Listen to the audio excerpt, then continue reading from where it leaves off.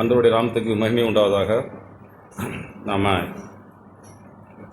துதி வேலையாக கேட்டோம். துதி வேலையில் ஒன்று நாளாகும் 29ஆம் அதிகாரம், அதில் ஒரு வார்த்தை நாங்கள் 542ஆம் பக்கம் 9ஆம் வசனம். 542ஆம் பக்கம் 29ஆம் அதிகாரம் 9ஆம் வசனம். மனப்பூர்வமாய் கொடுத்ததற்காக ஜனங்கள் சந்தோஷப்பட்டார்கள், உத்தம இருதயத்தோடே உற்சாகமாய் கர்த்தருக்கு கொடுத்தார்கள். அப்படி நாமும் இந்த நாளில் கூட உத்தம இருதயத்தோடே உற்சாகமாய் நாம் தேவனிடத்திலே நம்மை கொடுப்போம்.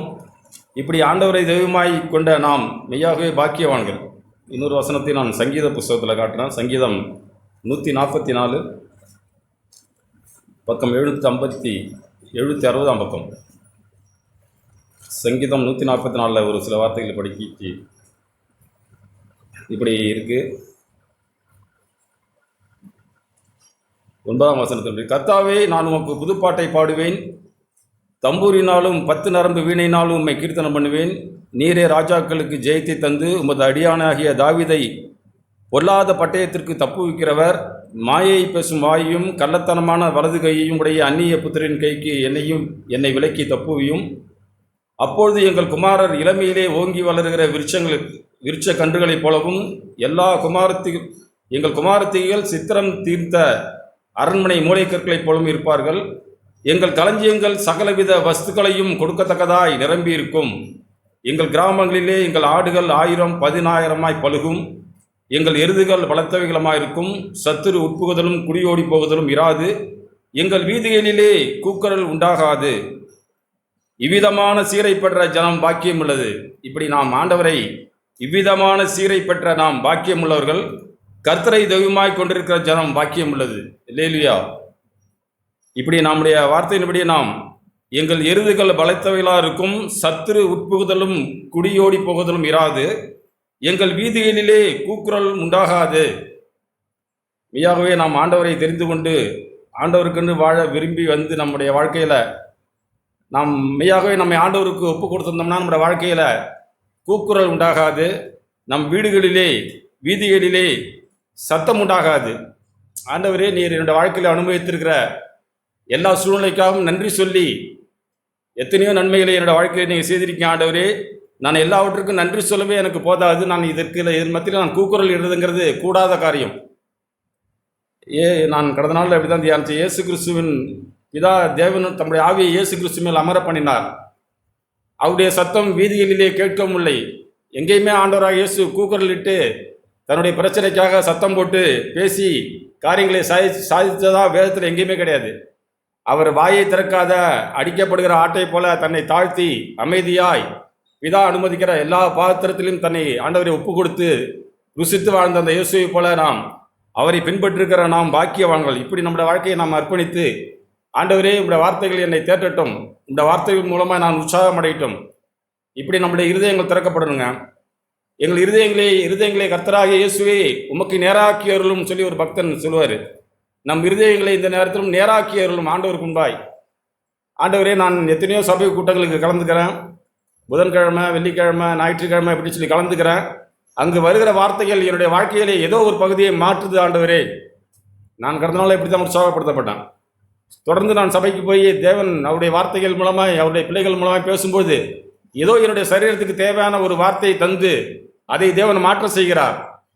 எனக்கு எத்தனையோ குறைகள் என்னுடைய சரீரத்தில் இருக்குது, என்னுடைய தேவைகள் அதிகமாக இருக்குது. அது ஒரே நாளில் பூர்த்தி ஆகாட்டினாலும் ஆண்டவரே, நீர் என்னை கொஞ்சம் கொஞ்சமாய் என்னை உங்களுடைய சாயலுக்கோப்பாய் மாற்றி வரீங்களே. ஆண்டவரே, ஸ்தோத்திரம். இப்படி நம்முடைய வாழ்க்கையை நான் அவருக்கு மனப்பூர்வமாய் உத்தவமாய் ஒப்பு கொடுத்து, ஆண்டவரே, என்னுடைய இருதயத்தை உங்களுடைய ஆவிக்கு நேராய் திருப்பி ஏறலும். அப்படின்னா மெய்யாகவே ஆண்டவருடைய ஆவியானவர் நம்மோடு பேசுவார். பேசும்பொழுது நம்முடைய இருதயம் எதிர்க்காது, பின்வாங்கி போகாது. இப்படி பிதா இயேசுவின் மேல் தமது ஆவியை அமர பண்ணினது போல, ஆண்டவரே, உங்களுடைய ஆவியை எங்கள் மேல் அமர பண்ணுங்க.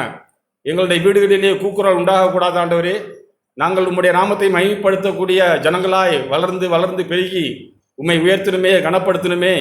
இப்படி மனப்பூர்வமாய் சந்தோஷமாய் வாழ்கிற வாழ்க்கை நீர் எங்களுக்கு கையெழுத்திருக்கிறே. இப்படி நாம் உணர்ந்தோம்னா மெய்யாகவே நாம் பாக்கியவான்கள் தான். நான் வார்த்தைகள் திரும்பலாம். லூக்கா எழுதின சுவிசேஷம் 6ஆம் அதிகாரம்.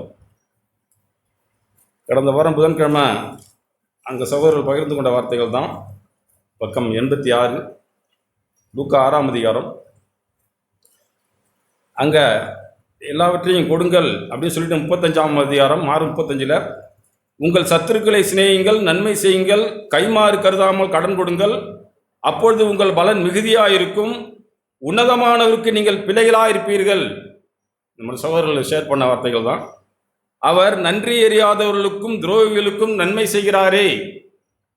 இப்படி நாம் எப்பொழுதுமே நாம் விசேஷமாய் நாம் சபையாரை நாம் விசாரிக்கணும், சபையாருக்கு உதவி செய்யணும். அது ஒரு முதற்படி. அதற்கு மேலாகவே நான் ஆண்டவரே சத்துருக்களை என்னால் சிநேகிக்க முடியுதா, நன்மை செய்ய முடியுதா, கைமாறு கருதாமல் நான் கடன் கொடுக்க என்னுடைய இருதயம் திறந்திருக்கா, ஆண்டவரே இப்படி நான் செய்தனா நான் உன்னதமானவருக்கு நான் பிள்ளையாயிருப்பேனே. இப்படி நம்முடைய வாழ்க்கையில் நாம் உன்னதமானவருக்கு பிள்ளையாயிருந்து நாம் வாழ்ந்தோம்னா நம்முடைய வாழ்க்கை மெய்யாகவே ஆண்டவர் விரும்புகிற அந்த ஒரு கனி தருகிற ஒரு வாழ்க்கையை நாம் வாழ முடியுங்க. இப்படி சொல்லிட்டு 38ஆம் வசனம், கொடுங்கள் அப்பொழுது உங்களுக்கு கொடுக்கப்படும், அமுக்கி குலுக்கி சரிந்து விழும்படி நன்றாய் அளந்து உங்கள் மடியிலே போடுவார்கள், நீங்கள் எந்த அளவினால் அளக்கிறீர்களோ அந்த அளவினாலே உங்களுக்கும் அளக்கப்படும் என்றார். இப்படி நம்முடைய வாழ்க்கையில் நாம் பிறருக்கு செய்கிற காரியங்களும் ஆண்டவருக்கு செய்கிற காரியங்களும் நான் எப்படி நான் அளக்கிறேனோ அதன்படி தான் தேவனும் எனக்கு அளப்பார். அமுக்கி குலுக்கி சரிந்து விழும்படி நான் நன்றாய் அளந்தனா தேவனும் எனக்கு, ஆண்டவரே நீங்கள் நன்றாய் என்னோட வாழ்க்கையை நடத்துவீங்க ஆண்டவரே, ஆவியானவரே இந்த வார்த்தை என்னோட வாழ்க்கையிலே அது செயலாகட்டும் ஆண்டவரே, அது வெறும் வார்த்தையாய் போயிடக்கூடாது ஆண்டவரே, நான் அநேகருக்கு என்னை அமுக்கி குலுக்கி உங்களோட நாமத்திற்கு நான் சரிந்து விழும்படி உன்னை செய்யணுமே. இப்படியெல்லாம் நம்முடைய ஆவியில் நாம் மாற்றப்பட்டு ஆண்டவரே உடைய வார்த்தைகள் என்னுடைய வாழ்க்கையை மாற்றட்டும், என்னுடைய எண்ணங்களை மாற்றட்டும், சிந்தையை மாற்றட்டும் அப்படி சொல்லி நாம் வரும்பொழுது ஆண்டவருடைய நம்முடைய வாழ்க்கை மூலமாக ஆண்டவருடைய திருநாமம் மகிமைப்படுங்க. இப்படி சொல்லிக்கிட்டு வருகிற ஆண்டவர் 43ஆம் வசனம், நல்ல மரமானது கெட்ட கனி கொடாது, கெட்ட மரமானது நல்ல கனி கொடாது, அந்தந்த மரம் அதனதன் கனியினாலே அறியப்படும், முட்செடிகளில் அத்தி பழங்களை பறிக்கிறதும் இல்லை, நெருஞ்சி செடியிலே திராட்சை பழங்களை பறிக்கிறதும் இல்லை. நல்ல மனுஷன் தன் இருதயமாகிய நல்ல பொக்கிஷத்திலிருந்து நல்லதை எடுத்து காட்டுகிறான், பொல்லாத மனுஷன் தன் இருதயமாகிய பொல்லாத பொக்கிஷத்திலிருந்து பொல்லாததை எடுத்து காட்டுகிறான், இருதயத்தின் நிறைவினால் அவன் வாய் பேசும். இப்படி நம்முடைய இருதயத்தின் நிறைவினாலே நாம் பேசுகிறோமானா நம்ம கேட்டு பார்க்கணும். ஆண்டவரே நான் சபையில் இருக்கிற இந்த 2 மணி நேரத்தில் என்னுடைய பேச்சு தாழ்மையாய் அமைதியாய் சந்தோஷமாக இருக்குது என்னன்னு சொல்லி சத்தமாக கேட்டவோட இல்லை பிரதர் அப்படிதான் பிரதர் அப்படிதான் பிரதர் சொல்லி நம்மை தாழ்த்தி அருமையாக நாம் காரியங்களை நடப்பி தர்றோம். சபை முடிஞ்சு வெளியில் போக விட்டு நம்முடைய வார்த்தையும் பேச்சும் எண்ணங்களும் ஆண்டவரே அப்படி இருக்கக்கூடாது ஆண்டவரே, உண்மை நாங்கள் தெய்வமாக கொண்டு நாங்கள் நீர் உங்களுடைய ஆவியை எங்கள் மேல் அமர பண்ணணும்னா நாம் வெளியிலே நம்முடைய கூக்குரல் அதிகமாக இருக்குங்க. இப்போ நம்மள்கிட்ட ஏற்படுகிற ஒரே ஒரு காரியம் என்னன்னா நாம் பிறரை மதிக்க தெரியல. இப்போ வர நான் 20 வருஷமாக சபையில் இருக்கிறேன், 30 வருஷமாக இருக்கிறேன், அவரை எனக்கு தெரியுது, இவரை எனக்கு தெரியுது, அதனால என்ன, அதனால ஒன்றும் இல்லைங்க. நம்ம அவங்களுக்கு செய்ய வேண்டிய கணத்தை செய்ய மாட்டோங்கிறோமே. நல்ல மரமானது கெட்ட கடியை கொடுக்க மாட்டாதுன்னு இருக்காண்டவரே, இவங்க நல்ல மரம் தானே, ஏன் இப்படி கெட்ட கடி இவங்களுக்கு உண்டாகுதுன்னா நாம் இங்கே சில காரியங்களை அநேகருக்கு முன்பாய் மனுஷருக்கு முன்பாய் நாம் காட்டிட்டு மனுஷருடைய மகிமையை நாம் எதிர்பார்த்துட்டு போயிடுறோம். அதுதான் நமக்கு பெருசாக தெரியுது. ஆண்டவரே அது உங்களுடைய ராஜ்யத்துக்கு செல்லுபடியாகுது ஆண்டவரே, நான் உங்களுடைய ராஜ்யத்துக்கு வரும்போது என்னிடத்துல நீங்கள் விரும்புகிற காரியங்களை நான் செய்து முடிக்க எனக்கு உதவி செய்யுங்க. யோவான் 15ஆம் அதிகாரம். அங்கே ஆண்டவர் எப்படி சொல்கிறாங்க. யோவான் 15ஆம் அதிகாரம்.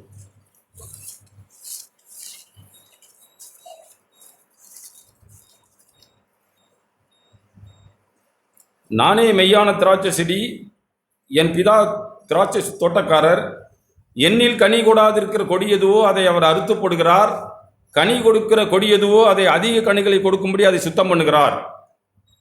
என்னில் நிலைத்திருங்கள், நான் உங்களில் நிலைத்திருப்பேன். கொடியானது திராட்சை செடியில் நிலைத்திராவிட்டால் அது தானாய் கனி கொடுக்க மாட்டாதது போல நீங்கள் என்னில் நிலைத்திராவிட்டால் கனி கொடுக்க மாட்டீர்கள். நானே திராட்சை செடி, நீங்கள் கொடிகள். ஒருவன் என்னிலும் நான் அவனிலும் நிலைத்திருந்தால் அவன் மிகுந்த கனிகளை கொடுப்பான், என்னை எல்லாமல் உங்களாலே ஒன்றும் செய்யக்கூடாது.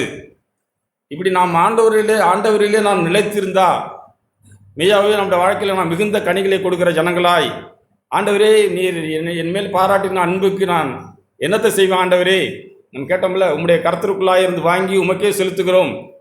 ஒரு உத்தமமான இருதயம், நன்றியுள்ள இருதயம். ஆண்டவரே நீங்கள் எனக்கு என்னோடய வாழ்க்கையில் செய்த மகத்துவத்துக்கு நான் என்ன சொல்லி ஆண்டவரே நன்றி சொல்ல முடியும்? நான் என்னையே உமக்கு கொடுக்கிறேன். இது எல்லாம் உம்மாலே உண்டானது ஆண்டவரே. இந்த சரீரம், இந்த செயல், இந்த பேச்சு, இந்த பார்வை, இந்த சுவாசம் எல்லாவற்றையும் நீங்க கொடுத்தீங்க ஆண்டவரே. இது எல்லாவற்றையும் நான் மனப்பூர்வமாக உமக்கு கொடுக்கிறேன். ஆண்டவர் நம்ம இடத்துல எதிர்பார்க்கறதெல்லாம் மெய்யாகவே நல்ல கனிதாங்க.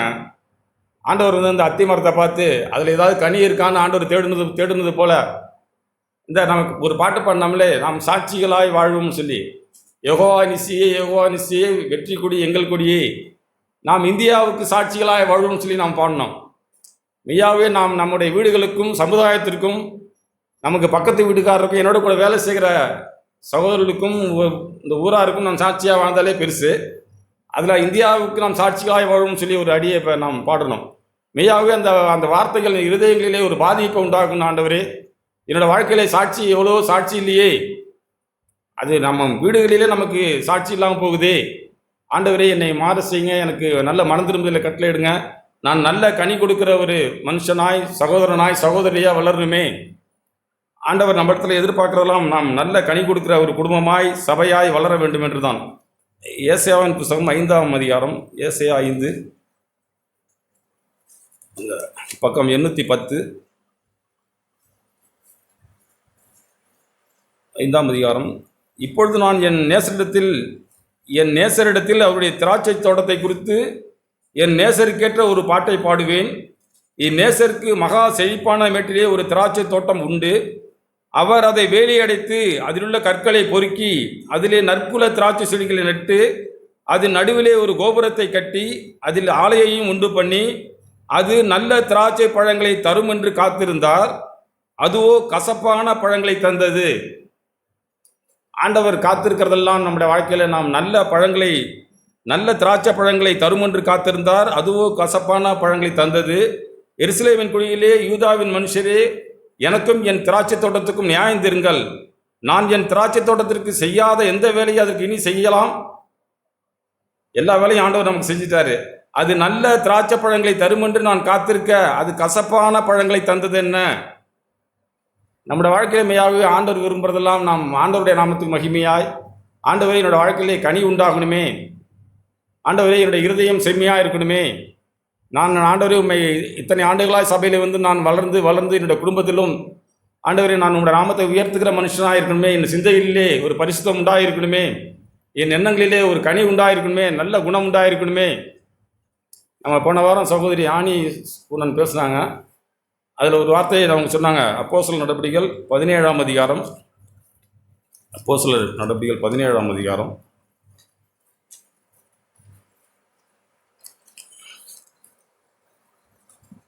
189ஆம் பக்கம், 17ஆம் அதிகாரம். அறியாமையுள்ள காலங்களை தேவன் காணாதவர் போலிருந்தார், இப்பொழுதோ மனம் திரும்ப வேண்டும் என்று எங்கும் உள்ள மனுஷருக்கு கட்டளையிடுகிறார். அறியாம உள்ள காலங்களை தேவன் காணாதவர் போலிருந்தார்.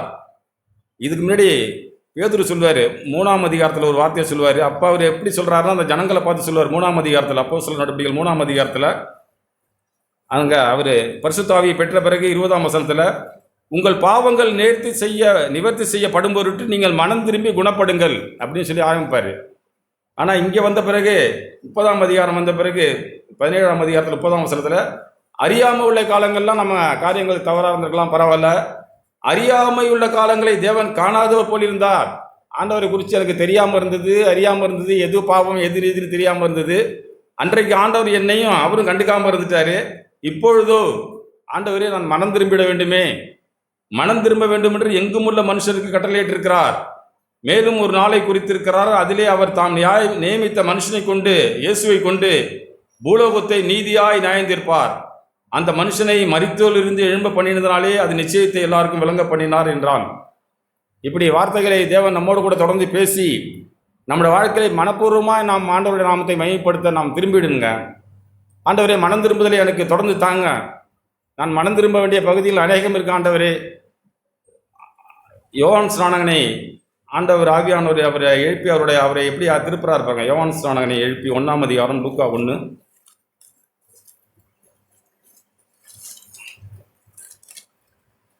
அங்கே யோவான் பிறக்கிறாரு.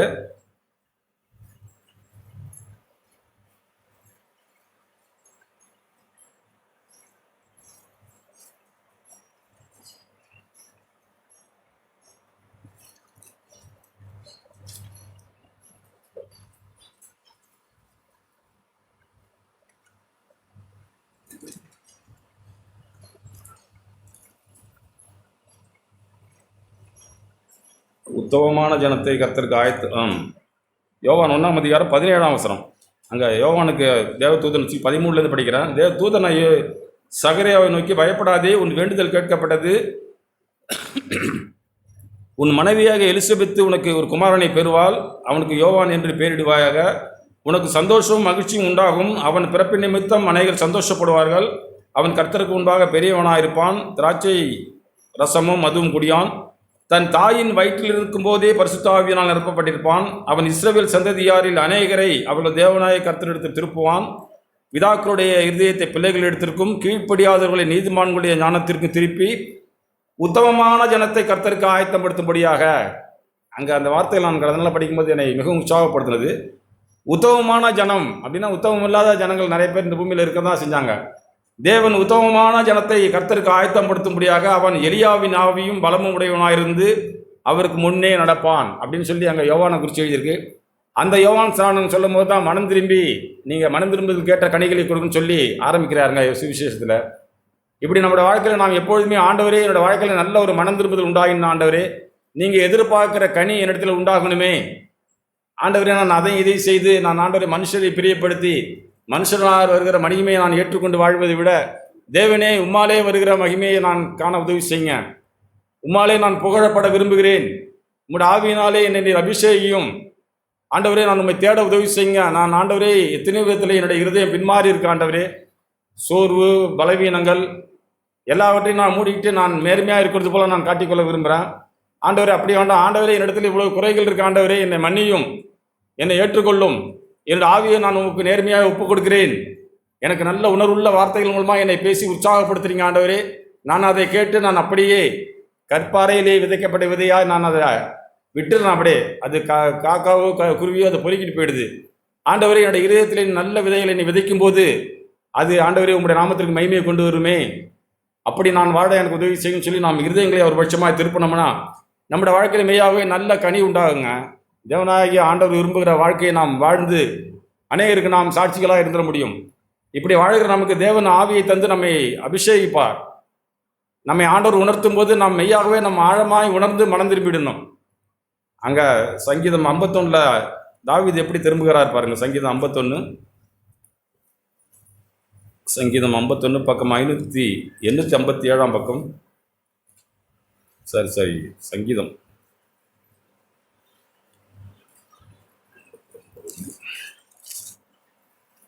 701 பக்கம். சங்கீதம் 51 சங்கீதத்தில் அங்கே அந்த அடைப்பிலே அதான் போட்டிருக்கு. நாத்தான் தீர்க்கதரிசி இடத்துல அவன் பாவத்தை உணர்த்தின போது உடனே தாவீது பாடி ஒரு சங்கீதத்தை எழுதுகிறாரு. இந்த காரியங்கள் நமக்கு 2 சாமுவேல் புத்தகத்தில் இருக்க விளக்கமா. இதில் அவர் சொல்கிறாரு பாருங்க. அங்கே பாவத்தை அவர் சுட்டி காட்டினவனே 15 வசனம். ஆண்டவரே, என் உதடுகளை திறந்தருளும், அப்பொழுது என் வாய் உம்முடைய புகழை அறிவிக்கும். பலியையும் நீர் விரும்புகிறதில்லை, விரும்பினால் செலுத்துவேன். தகன பலியும் உமக்கு பிரியமானதல்ல. தேவனுக்கு ஏற்கும் பலிகள் நொறுங்குண்ட ஆவிதானே. தேவனே, நொறுங்குண்டதும் நறுங்குண்டதுமான இருதயத்தை நீர் புறக்கணியீர். சியோனுக்கு உமது பிரியத்தின்படி நன்மை செய்யும். எருசலேமின் மதிலை கட்டுவீராக. அப்பொழுது தகன பலியும் சர்வாங்க தகன பலியுமே ஆகிய நீதிகளின் பலிகளில் பிரியப்படுவீர். ஏற்கனவே தாவீது 1000 காரியங்கள் செய்து பலி செலுத்தின மனுஷன். ஆனால் அப்போ அந்த பாவத்தை விட அவன் ஏற்கனவே செய்த பலியை விட இங்கே அவன் மனம் திரும்பி ஆண்டவரோட ஆவியை பெற்ற பிறகு அவன் சொல்கிறான், நீ நீதியின் பலிகளில் பிரியப்படுவீர். நம்முடைய வாழ்க்கையில நீதியாய் நாம் ஆண்டவருக்கு பலி செலுத்த நாம் விரும்பணுங்க. நம்ம இடத்துல கபடு இல்லாமல், ஆண்டவரே நான் அந்த ஆபேலின் ஆவியை உடையவனாய், காயின் ஆவி அநேகரை பழி வாங்குது, சமயம் பார்க்குது. ஆபேல் கபடு இல்லாமல் அருமையாய் தன்னுடைய சகோதரன் கூட நடந்து போகிறாரு. அவன் சாக தான் போகிறான். ஆனால் ஆபேல் அதை குறித்து ஆபேலுக்கு ஒரு யோசனையுமே இல்லை. ஆண்டவர் அவனுடைய பலியை ஏற்றுக்கொண்டது குறித்து காயின் கடுமையாக அவன் மேல் கோபமாக இருக்கிறான். இவனை எப்படியாவது கொன்று போட்டுன்னு சொல்லி ஆபேலை வயல் பக்கமாக அழைச்சிட்டு போய் சமயம் கிடைக்கும்போது கொன்று போடுறான். ஆனால் ஆபேல் ஒன்றுமே இல்லைங்க, கபடி இல்லாத மனுஷன். அண்ணன் தானே கூப்பிட்றாரு அப்படின்னு சொல்லி அருமையாக போகிறாரு. அவரோட வாழ்க்கையில் காரியங்கள் தவறாக முடிச்சு போயிடுது. அதுக்கு முடிச்சு அதை நம்ம இப்படி ஆபேலின் ஆவியோடு கூட கபடி இல்லாத ஒரு ஆவி, ஆண்டவரே என்னோட வாழ்க்கையிலே கபடி இருக்கக்கூடாது. ஆண்டவரே நான் யாருக்கு என்ன செய்யணுமோ, யாரை கனம் பண்ணணுமோ, யாரை நான் எப்படி நான் சிநேகிக்கணுமோ, யாருக்கு நான் முன்னுரிமை தரணுமோ, இதை செய்ய எனக்கு உதவி செய்யுங்க. கபடி என்னுடைய இதயத்தில் ஒட்டி கொண்டிருக்க வேண்டாம் ஆண்டவரே. உத்தமமான ஜனத்தை கர்த்தருக்கு ஆயத்தம் பண்ணும்படியாய் யோவான் சாணனை அனுப்பினது போல ஆண்டவரே என்னோட வாழ்க்கையில் நான் உத்தமத்தை நிரூபிக்க உதவி செய்யுங்க. அது என்னோட அந்தரங்க வாழ்க்கையில் எப்பொழுதும் அது தெளிவாய் காணட்டும் ஆண்டவரே. ஆதியிலிருந்து ஆண்டவர் உத்தமமான ஜனங்கள் தாங்க நமக்கு ஆயத்தப்படுத்துறாரு. யோபுவின் புஸ்தகம் 1ஆம் அதிகாரத்தில் ஒரு வார்த்தை, 1ஆம் அதிகாரம் 1ஆம் வசனத்தில் எப்படி யோபு ஆரம்பிக்கிறாருங்க பரிசுத்த ஆவியானவர். சங்கீத புஸ்தகத்துக்கு முன்னாடி புஸ்தகம் 1ஆம் அதிகாரம் 1ஆம் வசனமே இப்படி தான் ஆரம்பிக்குது. யோபும் என்னும் பேர் கொண்ட ஒரு மனுஷன் இருந்தான், அந்த மனுஷன் உத்தமனும் சன்மார்க்கனும் தான் ஆரம்பிக்குது. இப்படி ஆண்டவர் ஆதியிலிருந்து ஜனங்கள் மேல் பிரியமாக இருக்கிறது ஒரே காரணம், யோபுவை தேவன் ஆசீர்வதித்து அவனை குறிச்சான சாட்சி ஆண்டவர் சொல்கிறாரு. அவன் ஒரு உத்தமன், ஒரு மனுஷன் உத்தமனும் சன்மார்க்கனும் தேவனுக்கு பயந்து இப்படி வாழ்கிற மனுஷனாக இருந்தான்னு சொல்லி உத்தமத்தை நிலைநிறுத்துறாரு. நம்ம இப்படி கட்டது, இப்போ துதியில் கட்டது போல், ஆண்டவரே உத்தம இருதயத்தோடும் உற்சாக மனதோடும் உமக்கு நான் ஆராதனை செலுத்தணுமே, உமக்கு பலி செலுத்தணுமே என்ற இதயத்தில் உத்தமத்தில் எவ்வளவோ நான் ஆண்டவரே கரை இருக்கு. ஆண்டவரே நான் உத்தம மனுஷனாய் வாழ எனக்கு உதவி செய்யுங்க. இப்படி நாம் வந்தோம்னா நம்மளோட வாழ்க்கையில மெய்யாகவே ஆண்டவர் விரும்புகிற கனி நம்மளோட வாழ்க்கையில் உண்டாகுங்க. ஆண்டவர் நம்மை கனி கொடுக்குற செடியாய் மெய்யாகவே மாற்றுவார். ஆண்டவருக்கு பிரயோஜனம் இல்லாத காரியங்களை அவர் அறுத்து போடுவார். அதிக கனிகளை கொடுக்கும்படி அவர் தேவன் நமக்கு அவர் ஆவியை தந்து நம்மை நடத்துவார். ஆனால் நாம் என்ன செய்யணும்னா, ஆண்டவரே எனக்கு போதும், நம்மை அறியாமலே நம்முடைய சீனியாரிட்டியும் நம்முடைய வேத அறிவையும் கொண்டு நாம் ஆண்டவரை பிரியப்படுத்த பார்க்குறோம். ஆண்டவர் விரும்புவதெல்லாம், ஆண்டவரே நீங்கள் எனக்கு அனுதினமும் என்னை போஷிங்க, ஆண்டவரே அனுதினமும் நான் நம்முடைய வார்த்தையிலே தியானமாக இருக்க உதவி செய்யுங்க, ஆண்டவரே விடிய காலத்து மன்னாவை எனக்கு தாங்க, ஆண்டவரே ஒவ்வொரு நாளும் என்னோட கூட பேசி விடுங்க. இப்படி சொல்லி நம்முடைய இருதயம் ஆண்டவர் பட்சமாக திருப்பணம்னா போதுங்க. நம்ம இருதயத்தை அவருக்கு நேராக்கி நாம் திருப்பணம்னா மெய்யாகவே அந்த ஆவியானவரை நடத்தி நல்ல ஒரு வாழ்க்கையை தேவன் நமக்கு கட்டளையிடுவார். அது அப்போஸ்தலர் நடபடிகள் புத்தகம் 17ஆம் அதிகாரம் நம்ம கேட்டோம். அதில் 17ஆம் அதிகாரம், அப்போஸ்தலர் 17ஆம் அதிகாரம், அந்த சம்பவங்கள் நம்ம படிச்சிருப்போம். 17ஆம் அதிகாரத்தில் பவுலை தப்பு வைப்பாங்க. தப்பு வச்ச பிறகு அவரை கொண்டாந்து ஒரு பட்டணத்துக்கு அனுப்புவாங்க, ராத்திரியோட ராத்திரியா. 10ஆம் வசனம், சகோதரர் ராத்திரி காலத்திலே பவுலையும் சீலாவையும் பெரேயா பட்டணத்துக்கு அனுப்பிவிட்டார்கள். அவர்கள் அங்கு சேர்ந்து யூதருடைய ஜெப ஆலயத்திற்கு போனார்கள். அந்த பட்டணத்தார் மனோவாஞ்சையாய் வசனத்தை ஏற்றுக்கொண்டு காரியங்கள் இப்படி இருக்கிறதா என்று தினந்தோறும் வேத வாக்கியங்களை ஆராய்ந்து பார்த்ததினாலே தெசலோனிக்கையில் உள்ளவர்களை பார்க்கும் நல்ல குணசாலிகளாயிருந்தார்கள். ஆண்டவரே, ஆவியானவரே, நீர் வேதத்திலிருந்து பேசும்போது இந்த வார்த்தைகளை நான் எடுத்துகிட்டு போய் அதை நான் ஆராய்ந்து பார்த்து நான் ஆண்டவரே மாறுவதற்கு இந்த வார்த்தைகள் எனக்கு எவ்வளவு பிரயோஜனமாக இருக்குது. நல்ல குணசாலிகளாயிருந்தார்கள். அதனால் அவர்கள் அநேகம் பேரும் கனம் பொருந்திய கிரேக்கரில் அநேகம் ஸ்திரீகளும் புருஷர்களும் விசுவாசித்தார்கள்.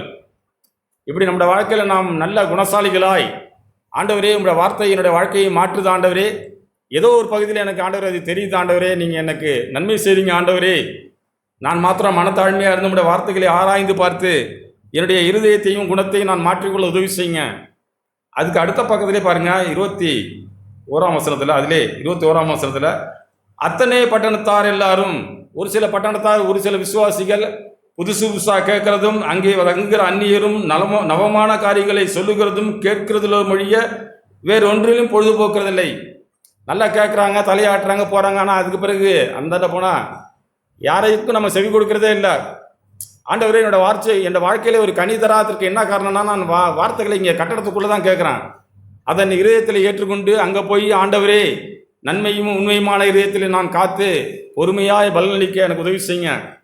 இப்படி சொன்னாரே இந்த பிரதர். ஏன் இப்படி சொன்னார்? என்னோட வாழ்க்கையில் என்ன நடக்குது?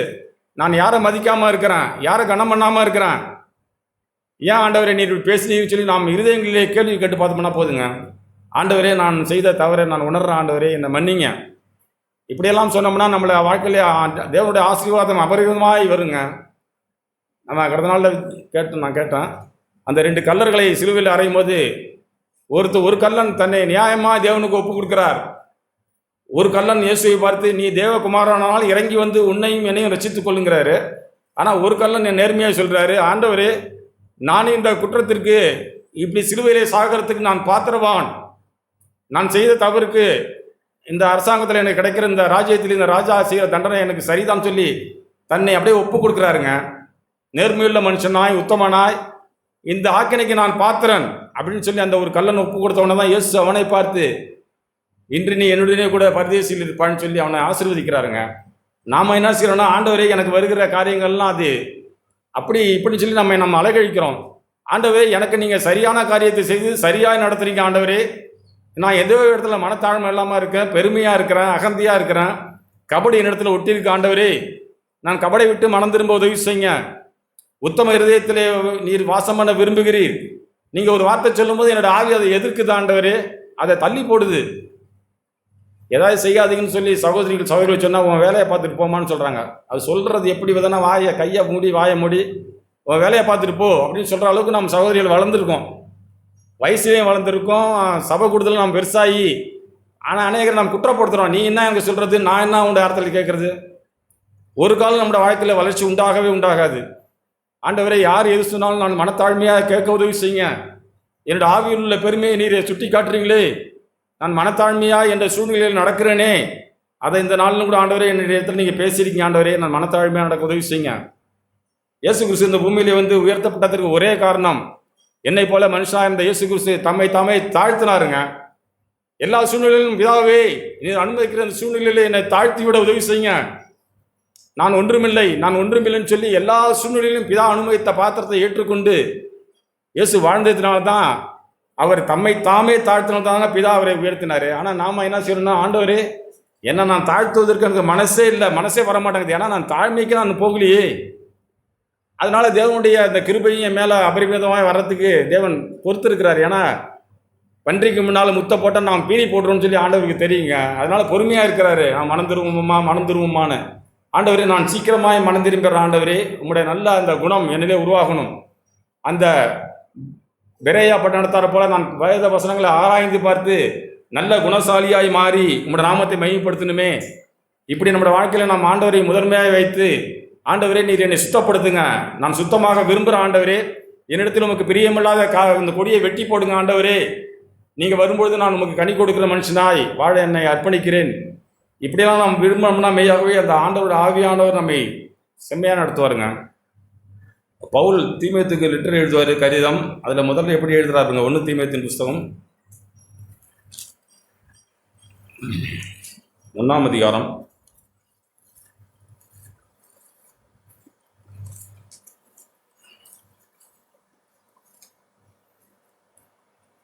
பக்கம் 285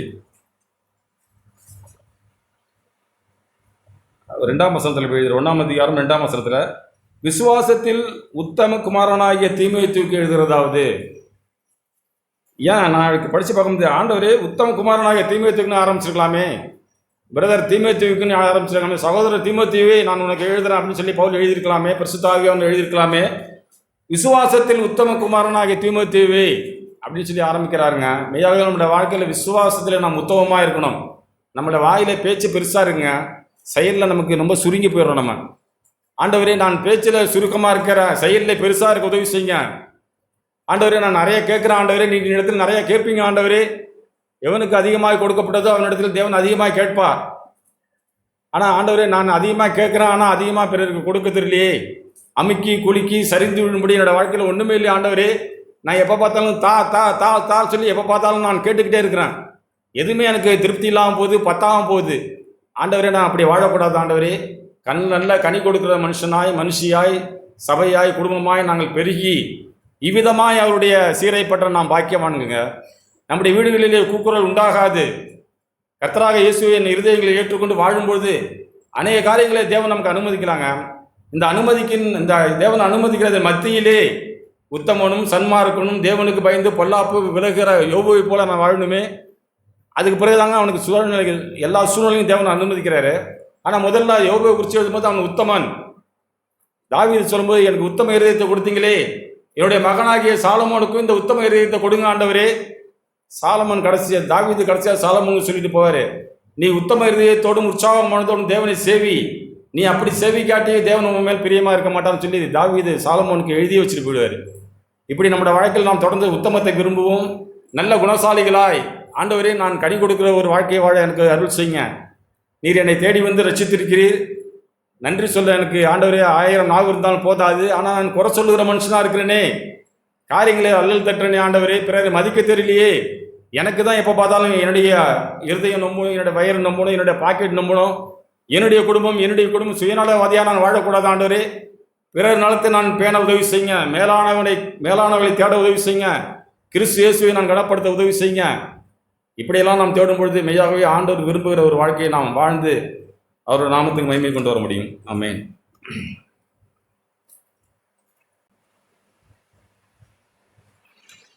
ஆண்டவர் பேசின நல்ல ஜீவனுள்ள வார்த்தைக்காக ஆண்டவருக்கு நானும் நன்றி செலுத்துகிறேன். மத்திய எழுதின சுவிசேஷம் கேட்டுட்டு இருக்கப்போது ஆண்டவர் என்னோட அப்படி தான் பேசினாங்க. வெள்ளிக்கிழமை கூட இதை பற்றி வார்த்தையை தியானிக்கும்போது 20ஆம் அதிகாரத்தில் ஆண்டவர் சொல்லியிருப்பாங்க. பரலோக ராஜ்யத்தை பற்றி ஆண்டவர் அநேக முறை சீசர்களோடு பேசுவாங்க. அப்படி தொடர்ந்து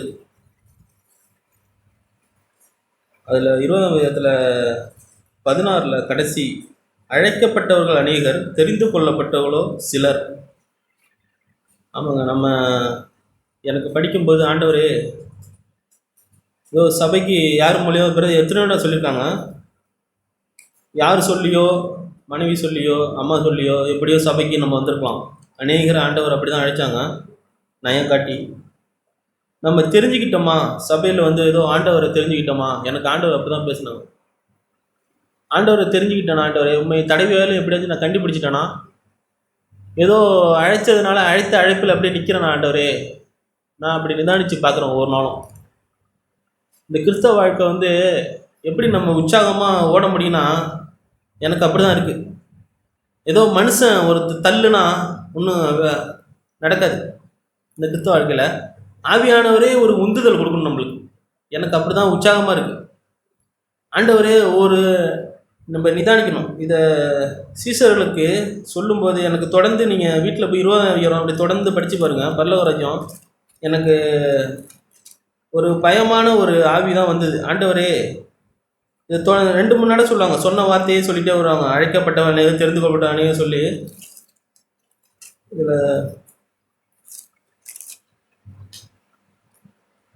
25ஆம் அதிகாரத்தில் பார்த்தீங்கன்னா ஆண்டவரோட வருகையை நம்ம எண்ண முடியாது. அதுக்கு நிறைய காரணங்கள் சொல்லியிருப்பாங்க.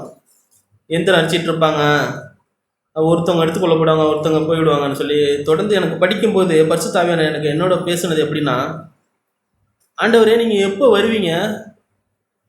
அதில் 36 நான் படிக்கிறேன். 36வது வசனம், 24:36 அந்த நாளையும் அந்த நாழிகையும் என் பிதா ஒருவர் தவிர மற்றொருவரும் அறியான், பரலோகத்தில் உள்ள தூதர்களும் அறியார்கள். ஆண்டவரே அது 42 உங்கள் ஆண்டவர் இந்த நாழிகையிலே வருவார் என்று நீங்கள் அறியாதிருக்கிறபடியினால் விழித்திருங்கள். அதே 25 மனுஷகுமாரன் வரும் நாளையாவது நாழிகையாவது நீங்கள் அறியாதிருக்கிறபடியால் விழித்திருங்கள். விழித்திருங்கள்னா ஏதோ நம்மளுக்கு தெரிஞ்சிருக்கும். ஆனாலும் ஆண்டவர் பரிசுத்த ஆவியானவர் எப்படி பேசுனாங்களோ, ஏதோ எப்போதும் அப்படியே வேதத்தை புரட்டி படிக்கணும், நல்லது. எனக்கு ஆண்டவர் அப்படி தான் உற்சாகப்படுத்துறாங்க படிக்கும்போது. ஆனாலும் நம்ம ஆவியில் விழிச்சிருக்கணும். ஆண்டவர் எனக்கு அப்படி தான் சொன்னாங்க. ஆவியானவரே சுத்த இருதயத்தை பார்த்துக்கொள்ளனா, இப்போ நம்ம கேட்டது போல் தீமைக்கு நல் மனசாட்சி உடையவனாக இருக்கணும். ஆண்டவரே எனக்கு அப்படி சொல்லுங்கள் ஆண்டவர்னா, நம்ம கடந்து போகிற பாதையில் எவ்வளோ காரியங்கள் உண்டு. நம்ம ஒவ்வொருவரும் ஏதோ இந்த பூமியில் தான் வாழ்ந்துட்டுருக்கணும். நம்ம அப்படியே நம்ம கவனிக்கணும், நாம நிதானிக்கணும்.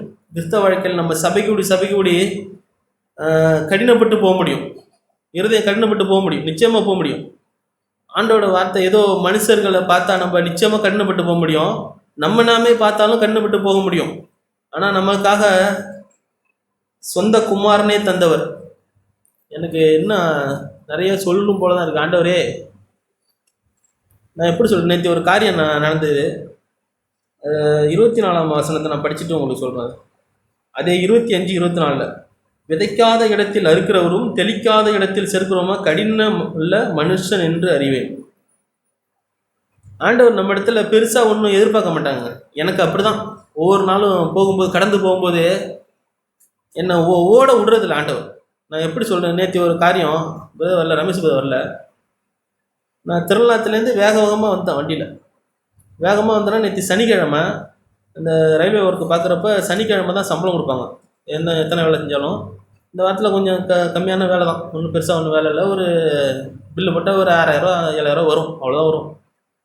அந்த இதை எடுக்கிறதுக்காக நான் வேகமாக வரேன். ஒரு 6 மணிக்கு களிமத்து பிதர் தான் அங்கே வேலை செஞ்சுட்டு அவங்கள விட்டுட்டு வந்து நான் காரியங்களை செஞ்சுட்டு போனால் தான் இது நடக்கும், இதை வச்சா இது செஞ்சால் தான் நடக்கும்ன்ட்டு எல்லா மனுஷனுக்கு அப்படி தோணுது. எனக்கு அப்படி தான் தோணுச்சு. ஆனாலும் நான் வண்டியில் வர்றப்ப அந்த பாதை எப்படி கல்லுமெல்லாம் இருக்கும் அந்த ஆத்தங்கா ரோட்டில் வர்றப்ப எனக்கு வச்சுலாம் வந்து இல்லை இப்படி இது இல்லையே இருக்காது, அப்படி இருக்காது, ஆண்டவர் இப்படி விட மாட்டாங்களே என்ன. நான் யோசனை பண்ணிட்டே தான் வரேன். இல்லை ஆண்டவர் இவ்வளோ வேகமாக போய் காரியங்கள் நான் தான் இல்லைன்னு நான் யோசனை பண்ணிட்டே தான் வரேன். ஆனாலும் அந்த மாம்சம் கேட்க மாட்டேது. வேகமாக போ, சீக்கிரம் போ, சார் போயிடுவாங்க, காரியங்களை எழுதிட்டு போய் கொடுத்தா தான் உனக்கு இன்னைக்கு கிடைக்கும், நாளைக்கு தேவைகள் சந்திக்கப்படலாம் அப்படிங்கிற மாதிரி நான் போகிறேன். ஆனால் ஆண்டவர் போயிட்டு எல்லா காரியம் செஞ்சுட்டு வந்துட்டு எனக்கு தமிழ் அழகாக எழுத தெரியாது, மனைவி கூட தெரியும். அங்கே பில் எடுத்துகிட்டு போய் அங்கே ஒரு சார் தர அவரே எழுத சொல்லி காரியங்கள்லாம் செஞ்சு வச்சுருக்கோம் ரெடியாக, போய் கொடுத்துட்டு வாங்கலான்ட்டு.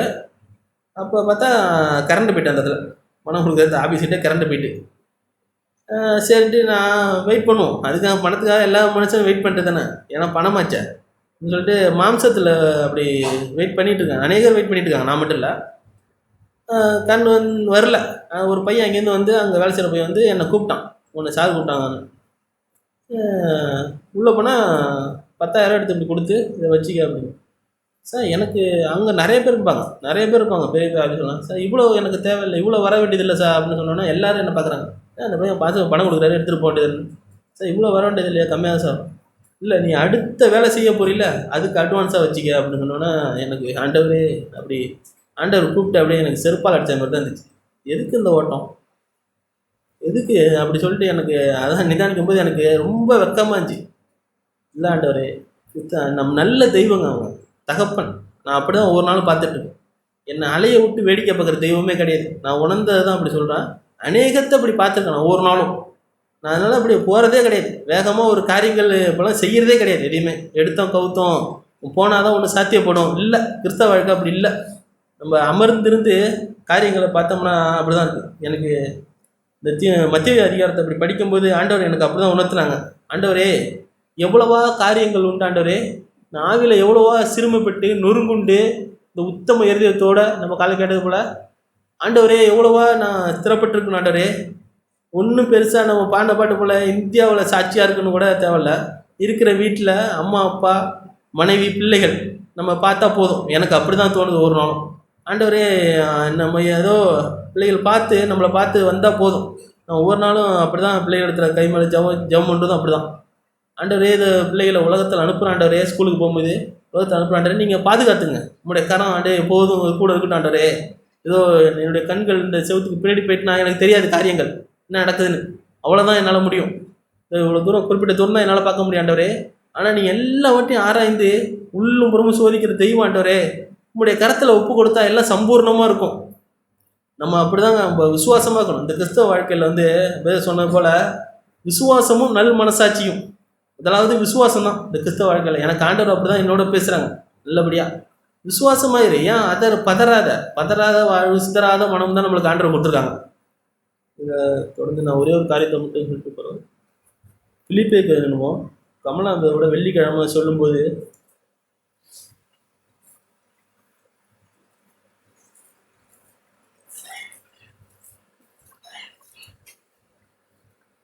பவுல் அப்போஸ்தலன் அவரோட காரியங்கள் எல்லாம் சொல்லியிருப்பார். அது 3ஆம் அதிகாரத்தில் நீங்கள் படித்து பாருங்கள் வீட்டில் போய். அதை எல்லாவற்றையும் அப்படி விடணும்னா எப்படின்னா, ஆண்டவர்கிட்ட நம்ம எல்லாவற்றையும் ஒப்பு கொடுத்தா தான் விட முடியும். அவர் எவ்வளோ பெரிய மனுஷன், எவ்வளோ எல்லாவற்றையும் அவர் நான் 8ஆம் நாளில் விருத்த சேதனம் அடைந்தவன், இஸ்ரவேல் வம்சத்தான், ஒய்யமின் கோத்திரத்தான், எபிரேயில் பிறந்த எபிரேயன், எவ்வளோ காரியங்கள்லாம் அவர் சொல்லிட்டு வர்றார். மாம்ச பிரகாரமாக அவரோட பலத்தை எல்லாம் சொல்லிட்டு வந்து 7 ஆகிலும் எனக்கு லாபமாக இருந்த அவைகளை கிறிஸ்துவுக்காக நஷ்டம் என்று எண்ணினேன். நான் என்னை பார்த்து தான் சொல்கிறேன், எங்கள் நஷ்டம் நான் என்றேன் ஆண்டவரே, ஒரு நஷ்டத்தையும் என்னால் தாங்க முடியல, நிச்சயமாக தாங்க முடியல ஆண்டவரே. இதெல்லாம் ஒன்றும் இல்லைன்னு எப்போ உணர முடியும்னா, பரிசுத்த ஆவியானோட எப்போதும் அந்த சத்தம் எப்போதும் நம்மளுக்கு கேட்கணும். எனக்கு எப்போதும் அப்படி தான் உணர்வாக இருக்கும். எங்கே போனாலும் சரி தான், வேலை செஞ்சாலும் சரி தான், காரியங்கள் நான் இருந்த பழைய காரியங்கள்லாம் பார்த்தா அப்படி தான் இருப்பான். நான் தட்டாப்பட்டான்னு அப்படியே மறையாக இருப்பான். காரியங்கள்லாம் அப்படியே செஞ்சுட்டு இருப்பான். இல்லை, அப்படிலாம் அப்படிலாம் 50 ஃபோன் வந்துருந்துறான். அசால்ட்டாக உட்காந்து, ஆண்டவரே நீங்கள் சொல்லுங்கள் என்ன செய்யணும், அது செஞ்சால் நீங்கள் செஞ்சீங்கன்னா அது சம்பூர்ணமாக இருக்கும், ஒரு சமாதானமாக இருக்கும், எல்லாவற்றையும் நீங்கள் பொறுப்படுத்துவீங்க. அப்படி தானே கேட்டு தான் காரியங்கள் கடந்து போகிறது. அது தொடர்ந்து அவர் படிச்சுட்டு வரும்போது 12ல் அவருக்காக 11 அவருக்காக எல்லாவற்றையும் நஷ்டமென்று விட்டேன், குப்பையுமாக எண்ணுகிறேன், நான் அடைந்தாயிற்று அல்லது முற்றும் தேறினவன் என்று எண்ணாமல் கிறிஸ்து இயேசுவினால் நான் எதற்காக பிடிக்கப்பட்டனோ. அவர் பவுல் நல்லா உணர்ந்திருக்காரு ஆண்டவரை. ஆவியானவர், ஆண்டவரே நீங்கள் எதற்காக என்னை பிடிச்சிங்க? ஏதோ இந்த உலகத்துக்காகவா? இந்த உலகத்தில் ஏதோ போராட்டத்துக்காக உலக மனுஷர்களோட பார்க்கணுங்க. உலக மனுஷர்கள் நம்மளை பார்க்கணும். என்ன நடந்தாலும் என்ன ஒரு அப்படியே இருக்காங்களே காரியங்கள், இன்னும் ஒரு இதுவும் இல்லையா, பதறல் இல்லை, ஒரு காரியங்கள் இல்லையேன்னு சொல்லிட்டு பார்க்கணும். பவுல் அப்போ நான் ஆழமாக அதை உணர்ந்திருக்காரு. அதனால தான் நம்மளை பரிசுத்த ஆவியானவரால் ஏவப்பட்டு இப்படி நம்மளுக்கு எழுதி இப்படி வேதத்தில் இப்படி வந்திருக்கு. நான் எதற்காக பிடிக்கப்பட்டனோ அதை பிடித்து கொள்ளும்படி ஆசையாய் தொடர்கிறேன். நம்ம அப்படி தான் இந்த கிறிஸ்தவ வாழ்க்கையில் ஒரு ஆசை வேணும், பரிசுத்தோட ஒரு உந்துதல் வேணும். அப்படி இருந்தால் தான் நம்ம ஆண்டவரோட வருகைக்கு நம்ம ஆயத்தமாக இருக்க முடியும். எனக்கு ஆண்டவர் அப்படி தான் பேசுனாங்க, ஆண்டவரே நீங்கள் எப்போ வருவீங்க? அது பிதாவுக்கும் குமாரனுக்கும் அவங்க 2 பேருக்கும் தான் தெரியும், நம்மளுக்கு யாருக்கும் தெரியாது. பரலோகத்தில் இருக்கிற தேவ தூதர்கள் கூட தெரியாது அந்த காரியம். அது படிக்கும்போது எனக்கு அப்படி தான், ஆண்டவரே எவ்வளோ தெய்வ பயத்தோடு இருக்கணும் ஆண்டவரே இந்த வாழ்க்கையில், எவ்வளவா அந்த மனுஷருக்கு முன்னாடியும் ஆண்டவரே தெய்வத்துக்கு முன்னாடியும் எவ்வளோ நல் மனசாட்சி உள்ளவனா நடந்து இப்படி வருகைக்கு ஆயத்தமானுமே ஆண்டவரே அப்படின்னு சொல்லி எனக்கு ஆண்டவர் அப்படி பேசும்போது எனக்கு அப்போ தான் வெள்ளிக்கிழமை சொல்லும்போது பயமாக இருக்குன்னு சொன்னால் அவர் சகோதரர் சொன்னாங்க, பயப்படக்கூடாதுன்னு சொன்னாங்க. பயம்னா என்ன பயம் சொல்கிறேன்னா, ஆண்டவரே நீங்கள் வரும்போது விட்டுட்டு போயிடுவீங்க, அந்த பயத்தை நான் சொல்லவே இல்லை. நிச்சயமாக யாரையும் அவங்க விட்டுட்டு பார்த்து அழைக்கல. ஆண்டவர் நம்ம அநேகம் கேட்டிருக்கோம் வார்த்தையில், நம்ம ஆண்டவரும் அப்படி தான் பரிசுத்த வேணும் அப்படி தான் சொல்கிறாங்க. நிச்சயமாக நம்மளை விட்டு போயிட மாட்டாங்க. ஆனாலும் இயேசுவை போல மாறணுங்கிறது நம்மளோட சூழ்நிலைகள். இங்கே பூமியில் கடந்து போகிற காரியங்கள் எல்லாம் அதுக்காக ஆண்டவர் நம்மளை வச்சுருக்காங்க. எனக்கு அப்படி தான் பேசுகிறாங்க, இயேசுவை போல மாறவே இல்லை, ஒன்று கூட மாறல. ஆனால் மாறுறதுக்காக நம்ம எவ்வளவா பிரயாசப்படுறோம், எவ்வளவா ஒரு எடுத்து வைக்கிறோங்கிறத ஆண்டவர் பார்த்துருக்காங்க. விட்டு கவனிக்கிறதே அதுதான். இல்லை நம்மளை போல வருதா, நான் அப்படி தானே பார்க்குறேன். ஆண்டவரே என்னை போல இருந்துட்டாவது போதும் ஆண்டவரே, நான் பிள்ளைகள் அப்படி தான் பார்க்குறேன். ஏதோ நான் தடுமாறி போன மனுஷன் ஒரு காரியங்கள்லையோ என் காரியங்களில் உண்டு, ஏதோ திருமண காரியங்கள்லாம் பார்த்தா நான் தடுமாறி போன மனுஷன். ஆண்டவரே அதெல்லாம் பிள்ளைகள் ஆண்டவரே அப்படி காரியங்கள் நினைக்கும் போது எனக்கு ரொம்ப சங்கடமாக இருக்கும். ஆண்டவரே இல்லை ஆண்டவரே அப்படி இல்லை, எப்படியாச்சும் உங்களை கண்டுபிடிச்சணும் ஆண்டவரே. பிள்ளைகள் இந்த பூமியில் உங்களை மகிமைப்படுத்தின ஆண்டவரே, அதுதான் ஆண்டவரே. நான் ஒவ்வொரு நாளும் அப்படி தான், நான் குடும்பமாக ஜெபம் பண்ணும்போதெல்லாம் அப்படி தான் நான் அந்த வார்த்தை அதிகமாக யூஸ் பண்ணும். எப்படியாவது உங்களை கண்டுபிடிச்சணும் பிள்ளைகள், தடவையாயிலும் உங்களை கண்டுபிடிச்சணும் ஆண்டவரே. நல்ல சீசிகளா ஆண்டவரே, உங்களுக்கு பிரியமான ஒரு வாழ்க்கை இந்த பூமியில் வாழ்ந்துடணும். இந்த ஸ்கூலில் போய் படித்து பெரிய மார்க் இல்லை ஆண்டவரே, நான் ஒரு நாள் கூட ஜபத்தில் அப்படி கேட்கவே மாட்டேங்க. பெரிய மார்க் எதுவுமே வேணாம், ஒரு படிப்பு வேணாம் ஆண்டவரே. உமக்கு பிரியமா ஏதோ சபை கூடி அவங்க கெட்டு போயிடக்கூடாது ஆண்டவரே. ஏதோ அலட்சியப்படுத்தி சிறுவதிலேருந்து கெட்டது தானே, காரியங்கள் தெரியாதா அப்படின்னு இல்லை கூட இருக்கக்கூடாது ஆண்டவரே. உண்மை இன்னுமா தேடி இன்னுமா எவ்வளோ கனப்படுத்த முடியுமோ கனப்படணும். பவுல் அப்போஸ்தலன் போல அதை தொடர்ந்து நீங்கள் படித்து பாருங்கள். சகோதரே அதை பிடித்து கொண்டேன் என்று நான் எண்ணுகிறதில்லை, ஒன்று செய்கிறேன், பின்னானவளை மறந்து முன்னாவளை நாடி. முன்னானவர் நம்ம இயேசு, நமக்காக அடிச்சோடு எடுத்துகிட்டு போன நம்ம பரம தகப்பன். எல்லாத்தையும் அவரோட பின்னாடி நம்ம போனோம்னா இந்த வாழ்க்கை கிறிஸ்தவ வாழ்க்கை ஸ்திரமாக இருக்கும். எனக்கு ஆண்டவர் அப்படி தான் சொல்கிறாங்க ஒவ்வொரு நாளும். ஆண்டவரே நீங்கள் எப்படி போயிருப்பீங்க, ஒவ்வொரு காரியங்களையும் எப்படி நீங்கள் கடந்து போயிருப்பீங்க. நான் அப்படி தான் நிதானிக்கும் போது இல்லை போக முடியாது தான், நிச்சயமாக போக முடியாது, என்னால் போக முடியாது. அப்படி நான் கேட்பேங்க ஒவ்வொரு காரியத்தில், நான் அப்படி தான் கேட்டு தான் அப்படி தான் கடந்து போகிறது. ஆண்டவரே இந்த காரியத்தை நீங்கள் செஞ்சு அப்படி இந்த விஷயத்தை எப்படி நீங்கள் பேசுவீங்க ஆண்டவரே, இதை நீங்கள் பேசினா எப்படி பேசியிருப்பீங்க, நீங்கள் பேசினா அப்படி நேர்த்தியாக இருந்திருக்குமே, அதை நான் எப்படி ஆண்டவரே இந்த பாதையில் நான் கடந்து போகிறதுக்கு எனக்கு கிருபை தாங்க. நம்ம அப்படி கேட்டால் போதுங்க. இந்த கிறிஸ்தவ வாழ்க்கையில் ஆண்டவர் சம்பூர்ணமாக நம்மளுக்கு கொடுக்கறது தான் காத்துட்ருக்காங்க. நாம் கேட்குறதில்ல, நாம் கேட்குறதெல்லாம் பிறகு சொன்ன மாதிரி இந்த பூமிக்குரிய காரியத்தை கேட்டுட்ருக்கோம். இல்லை, கிறிஸ்தவ வாழ்க்கையில் எனக்கு அப்படி பேசவே இல்லை, ஆண்டவர் சொல்லவும் இல்லை. திரும்ப நான் அதான் சொல்லுவோம், இல்லை ஆண்டவரே அதுக்காக தெரிந்து கொள்ளப்படலை. ஏதோ இந்த பூமிக்குரியது, இந்த காசு பணம் சாப்பாடு நம்ம நினைச்சு சொன்னால் போதுங்க. காலையில் எழுந்திரிச்சு ஆண்டவரே தெரியுங்க அவருக்கு. அப்போனா நம்ம கேட்குறோம்னா நம்ம தெய்வத்தை ஏதோ கல்லையும் மண்ணையும் தான் வணங்கிட்டு இருக்கோம்னு தான் சொல்லணும் போல இருக்கு. நம்ம கேட்கவே கூடாது. நம்ம வாயில் வார்த்தை புறப்படும் முன்னே நம்மளுடைய தேவை என்னதுன்ட்டு அறிந்த தெய்வத்தை நம்ம கண்டிருக்கணும். அப்படி கேட்கறது வாயே வராது. எனக்கு அப்பதான் சொல்லணும் போல இருக்கு. ஆண்டவரே எல்லாவற்றையும் உங்களுக்கு தெரியும். ஆண்டவரே காலையில் வீட்டில் என்ன குறையுதா எல்லாம் உங்களுக்கு தெரியும். எல்லாத்தையும் நீங்கள் பொறுப்படுத்திப்பீங்க. நாம் என்ன ஒரு செய்யணும்னா கிறிஸ்தவ வாழ்க்கையில் நான் மனைவியோட அப்படி தான் பேசுவோம். இல்லை, எல்லாத்தையும் நம்ம காரியங்கள் இருக்குது, கடன்லாம் இருக்குது இப்போ கொஞ்சம். ஆனால் பிள்ளைகள் சிறு பிள்ளைகளாக இருக்கும்போது காரியங்களை செட்டில் பண்ணிடணும். நான் அப்படி தான் அதிகமாக பேசுவேன். என்ன கேட்டு பாருங்க, இதுக்கு கொஞ்சம் கொஞ்சம் கடன்லாம் இருக்குது, இதெல்லாம் சிறு பிள்ளைகளாக இருக்கும்போது செட்டில் பண்ணணும். ஏன்னா நம்ம கிறிஸ்தவ நம்ம ஸ்திரமாக வாழணும்னா, ஆண்டவரோட இந்த வாழ்க்கையை ஸ்திரமாக வாழணும்னா நம்ம இதெல்லாம் காரியங்கள்லாம் விட்டு, இந்த பூமிக்குரிய காரியங்கள்லாம் விட்டு, அப்போ தான் நம்ம ஒரு சபைக்கு ஒரு நல்ல ஒரு தூண ஆதாரமாக இருக்க முடியும். அப்படி தான் நம்ம ஒரு நாளும் அப்படி தான் நாங்கள் பேசுவோம். அப்படி நம்ம பேசுனா ஆண்டவரை நம்ம தொடர்ந்து படித்தோம்னா, ஆகையால் நம்மில் தேறினவர்கள் யாவரும் இந்த சிந்தையாக இருக்க கடவும், எந்த காரியத்தாவது நீங்கள் வேறே சிந்தையாக இருந்தால் அதையும் தேவன் உங்களுக்கு வெளிப்படுத்துவார். நிச்சயமாக வெளிப்படுத்துவாங்க. நம்ம எப்போதும் தவறக்கூடிய மனுஷன் தானா. இதோ அப்படியே போயிட்டே இருந்தேன், வண்டியிலே போயிட்டே இருந்தேன்னா விபச்சாரத்தில் கூட விழுகிற மனுஷன், அவ்வளோ பலவீனமான மனுஷன். நான் என்னென்ன தான் சொல்கிறேன். ஆனாலும் ஆண்டவர் அதை எல்லாத்தையும் வெளிப்படுத்தும் போது நம்ம மனம் திரும்புகிறோமா? ஏதோ சபை கூடி ஏதோ கேட்ட வார்த்தை தான் இருக்கக்கூடாது. எனக்கு அப்படி தான் ஆண்டவர் பேசுகிறாங்க. ஆண்டவரே இந்த நாள்லேயும் சபை கூட வந்திருக்கோம். ஆண்டவரே ஏதாவது பேசி மனம் திரும்ப வேண்டிய காரியங்கள் அநேகம் உண்டு. ஆண்டவரே மனம் திரும்ப வேண்டிய காரியங்கள் அநேகம் உண்டு, எனக்கு உண்டு. ஆண்டவரே என்னோட பேசிடுங்க. இந்த காரியத்தில் நான் மனம் திரும்பி உண்மை போல வந்துடணுமே இந்த பூமியில் அப்படின்னு சொல்லி தான் நான் அப்படி தான் ஒவ்வொரு காரியங்கள் படிக்கும்போது எனக்கு அப்படி தான் இருக்கும். ஆகிலும் நாம் எதுவரையில் தேர்ந்திருக்கோமோ அது முதல் ஒரே ஒழுங்காய் நடந்து கொண்டு ஒரே சிந்தையாக இருப்போம்.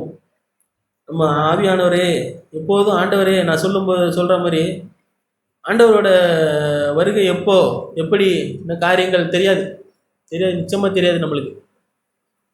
அதுக்காக எவ்வளோ நம்ம பிரயாசப்பட்டு காரியங்கள்லாம் செய்யணும். ஆண்டவர் நம்ம தொடர்ந்து அப்படியே பின்தொடரணும். இதை தொடர்ந்து நீங்கள் நீங்கள் வீட்டில் படித்து பாருங்கள். அது நான் சொன்ன மாதிரி இந்த மத்திய சுவிசேஷம் 20லேருந்து படித்து பார்த்தீங்கன்னா நீங்கள் படிச்சிருப்பீங்க. நிச்சயமாக எல்லோரும் படிச்சிருப்போம். ஆண்டவர் எனக்கு படிக்கும்போது ஒரு ஆவியான ஒரு புதுசாக உந்துதலை கொடுத்தாங்க. ஒரு பயத்தோடு நடுக்கத்தோடு தான் அப்படி நான் படித்தேன். அடுத்தடுத்து படிக்கிறதுக்கு எனக்கு அப்படியே நிப்பாட்டி தான் அப்படி படிக்கிற மாதிரி இருந்துச்சு. அப்படி கண்கள்லேருந்து அப்படி அப்படி சொட்டு அப்படி ஊந்தா மாதிரி இருந்துச்சு. எனக்கு உணர்ந்த அப்படி ஆண்டவரே எவ்வளோவா இருக்கணும் ஆண்டவரே இந்த கிறிஸ்தவ வாழ்க்கையில். ஏதோ அப்படியே வேகமாக அப்படியே ஓடுற வாழ்க்கையில் திரும்ப என்ன சொல்ல சொன்னால் அதே தான் சொல்லுவான். நின்று நிதானிச்சு தெய்வமே நீங்கள் இருக்கிறீங்க, நீங்கள் எல்லாவற்றையும் பொறுப்படுத்துப்பீங்க ஆண்டவரே அப்படின்னு சொல்லி நம்ம அமர்ந்து இருந்தால் போதுங்க, எல்லாமே நடக்கும். அமர்ந்துருந்துன்னா நம்ம ஏதோ வீட்டில் அப்படி அமர்ந்து இதில் ஒரு காரியங்கள் அப்படி செய்ய வேணும். எனக்கு அப்படி தான். அதே தொடர்ந்து படித்தவன 18 ஏனெனில் அநேகர் வேறு விதமாக நடக்கிறார்கள், அவர் கிறிஸ்துவின் சிலுவையை பகைஞ்சிரண்டு உங்களுக்கு அநேக தினம் சொன்னேன், இப்பொழுதும் கண்ணீரோடு சொல்லுகிறேன். நம்ம சபை கூடி வேறு விதமாக நடக்க முடியும், ஆண்டவர் விட்டு போக முடியும், தூரம் போக முடியும், எல்லாம் மாம்சத்தில் இருக்கிறோம் நம்ம. அதனால தான் அப்போ மத்தியில் ஆண்டவர் சொன்னும்போது நம்ம விழித்திருக்கணும் ஆவியில். எனக்கு ஆண்டவர் அதை படிக்கும்போது அதான் சொன்னாங்க. ஆண்டவரே ஆமாம் ஆண்டவரே எவ்வளோ காரியங்கள் உண்டு, முருக என்ன சபை கூடி நீங்கள் விட்டு போனால் எவ்வளோ பரிதவிக்கப்பட்டாங்க. எவ்வளோ உலகத்தார் அப்படி கை நீட்டி சிரிச்சா எப்படி இருக்கும்? நான் அப்படி தான் நினச்சி போகிறனாலும் ஏதோ சபைக்கு வந்து ஞாயிற்றுக்கிழமை எல்லாத்தையும் விட்டு வரோம். எவ்வளோ பற்றி காரியங்கள் உறவு காரியங்கள் என்னென்னமோ வைக்கிறாங்க, இல்லை வர முடியாது அப்படின்னு சொல்லிட்டு விட்டு வந்தமே கடைசியில் அவங்க கைத்தடி சிரிச்சா எப்படி இருக்கும்? எவ்வளோ வெக்கப்பட்டு போவோம் நம்ம. ஆண்டவரே இப்படி போயிடக்கூடாது ஆண்டவரே, ஏதோ சபைக்குடி கெட்டு போயிடக்கூடாது ஆண்டவரே, இப்படி நாமும் மையம் பண்ண ஆண்டவரே இருக்கிற இடத்துல அப்படின்னு சொல்லி ஒவ்வொரு நாளும் நம்ம தெய்வத்தில் அப்படி கேட்டோம்னா நிச்சயமாக ஆண்டவர் சம்பூர்ணமாக கொடுப்பாங்க. அவருடைய முடிவு அழிவு, அவருடைய தேவன் வயிறு, அவருடைய மகிமை, அவருடைய இச்சையை அவர்கள் பூமிக்கு எடுத்தவர்களே சிந்திக்கிறார்கள். நம்முடைய குடியிருப்போ பரலோகத்தில் இருக்கிறது, அங்கே இருந்து கர்த்தராகிய இயேசு கிறிஸ்து என்னும் இரட்சகர் வர எதிர்கொண்டு இருக்கிறோமா? நம்ம தாங்க கேட்டு பார்க்கணும். ஆண்டவரே எதிர்கொண்டு இருக்கிறோம் ஆண்டவரே, இந்த சபை கூடி ஒவ்வொரு நாளும் ஆண்டவரே உமக்கு பிரியமாக வாழ்ந்து ஆண்டவரே உங்களுடைய வருகைக்கு ஆயத்தமாகணும் ஆண்டவரே. அதாங்க எனக்கு என்னோட பரிதப்பு நம்பிக்கை எல்லாம் அப்படி தாங்க இருக்குது. ஆழமான ஒருத்தெல்லாம் அப்படி தான். ஆண்டவர் எனக்கு மத்திய சுவிசேஷத்தில் படிக்கும்போது எனக்கு அப்படி தான் ஆண்டவர் என்னோட பேசினாங்க. ஆண்டவரே நீங்கள் வரும்போது ஆண்டவரே எப்படி ஆகிடும் ஆண்டவரே, உங்களுக்கு ஆண்டவரே சபை கூடி தகப்பனே அறிந்து ஆண்டவரை எப்படி ஆகியும் நம்முடைய வருகைக்கு ஆயத்தமாகணும். முடிவு பரியந்த நிலைப்பவனே ரசிக்கப்படும். ஆண்டவர் சொன்ன வார்த்தை தாங்க. ஆண்டவர் அந்த மத்தியில் தொடர்ந்து சொல்லியிருப்பாங்க, வானமும் பூமி ஒழிந்து போகும், என்னுடைய வார்த்தைகளோ ஒழியாது. ஆமாம், நிச்சயம் ஒழியாது. இந்த வேதத்தில் ஒரு வார்த்தையும் மாறாது. ஆண்டவர் சொன்னது இப்படியே நடக்கும். நம்ம விசுவாசித்தாலும் டோட்டலாக கிறிஸ்தவ வாழ்க்கையை நம்ம விசுவாசித்தா மட்டும்தான் இதை நம்ம ஸ்திரமாக வாழ முடியும். இல்லைன்னா நம்ம கைவிடப்படுவோம் ஆண்டவர் வருகையில். ஏதோ ஆண்டவர் எனக்கு அப்படி தான் உணர்த்துனாங்க. இல்லை ஆண்டவரே இப்படி வருகைக்கு ஆயத்தமாகணும், எப்போதும் ஆண்டவரே தெய்வ பயத்தோடு வாழணும் ஆண்டவரேன்னு சொல்லி தான் நம்பிக்கை விசுவாசம் இருக்குது. அப்படி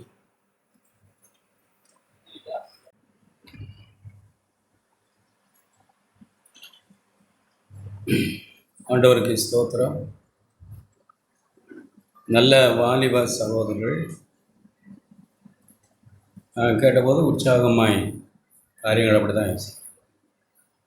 நல்ல வாலிபர்கள் நல்லபடியான தீர்மானங்களை எடுத்து தேவனுடைய சபைக்காகவும் தேவனுடைய சித்தம் செய்யவும் தங்களை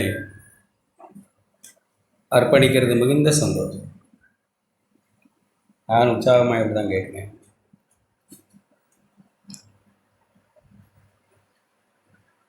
கேட்டுக்கிட்டு இருந்த ஒரு சில வார்த்தைகளை ஹைலைட் பண்ண விரும்புகிறேன். 2 தீமோத்தேயு புஸ்தகம் 2ஆம் அதிகாரம். எத்தனையோ வாலிபர்கள் சகோதரர்கள், வாலிபர்கள் மீன் ஒரு 50 வயசு குறைஞ்சவங்க எல்லாம் வாலிபர்கள் தான் கீழே இருக்கிறவர்கள். நாம் கேட்ட மாதிரி எல்லா காரியங்களையும் நாம் சரியாய் சீராய் சரி செய்யணும். ஏன் நம்ம அப்படியெல்லாம் சரி செய்து வாழணும்னா, நம்ம ஆண்டவருக்குன்னு வாழணும்னா, இப்போமே நான் கேட்ட மாதிரி கடன் இல்லாமல் சின்ன பிள்ளைகளாக இருக்கும்போதே ஒழுங்கு பண்ணிடணும். வர வர வர செலவு அதிகம், நம்ம ஆண்டவருக்கு பயன்பட முடியாது. செலவுனால் பயன்பட முடியாதுன்னு செலவுனால் அகல கால் வச்சு அதை செய்து இதை செய்து தப்பாக போயிடும். ஒரு சிலர் நம்ம அப்படி தப்பாக போயிட முடியும்.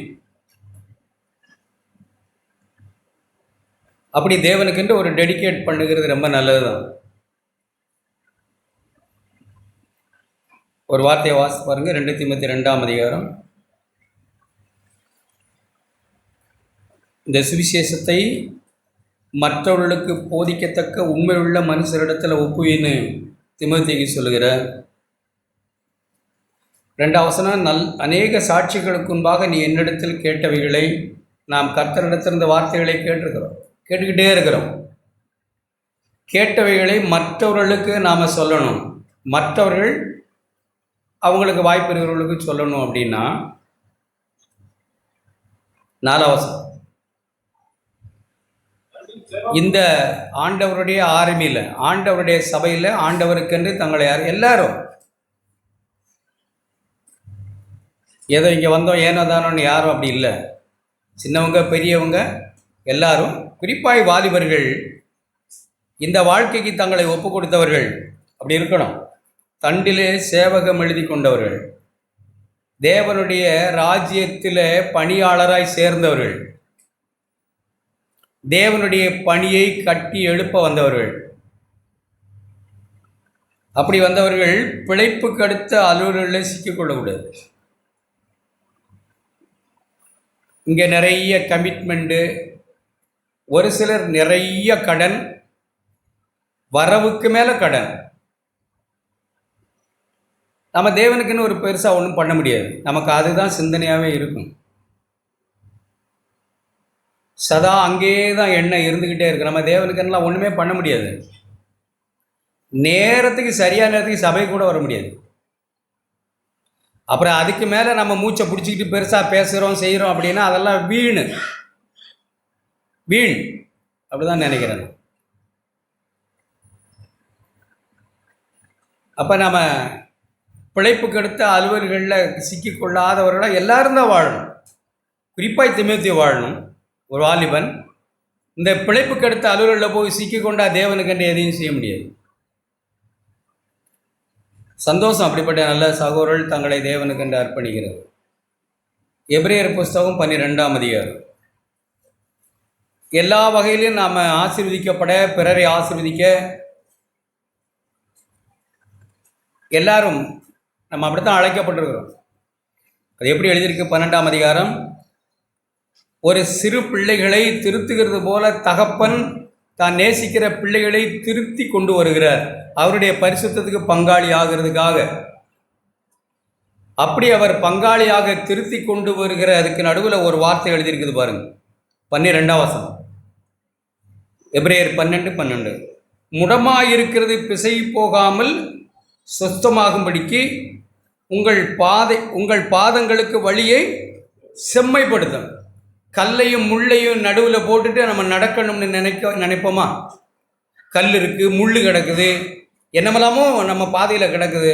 அதில் நம்ம நடக்கணும்னு நினைக்கிறது சாத்தியமில்லை. முதல்ல பாதங்களுக்கு முன்னாடி கிடக்கிற கல்லை முள்ளை எடுக்க வழி பண்ணணும். ஒருவருடைய கிறிஸ்தவ வாழ்க்கை நடக்க முடியாமல் ஒரு இடத்துல நின்று போனதுக்கு காரணமும் அதுதான். பாதங்களில் கல்லும் முள்ளும் கிடக்குதுங்க. வழியை செம்மை பண்ணணும்.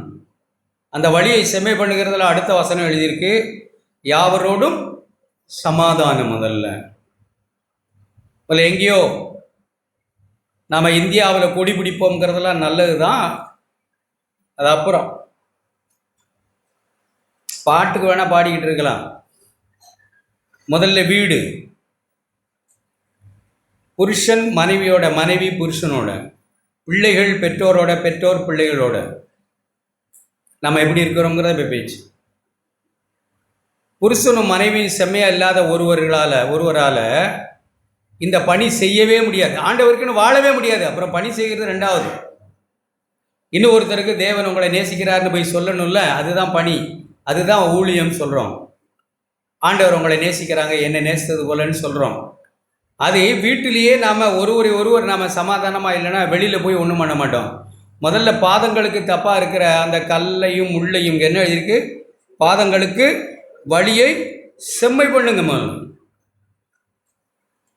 நம்ம கேட்ட மாதிரி சிறு பிள்ளைகளை எத்தனையோ பேர் இங்கே இருக்கிறவங்க நிறைய பேர் சிறு பிள்ளைகளை வைத்து சின்னதாக தான் இப்போ ஆரம்பிக்கிறோம்.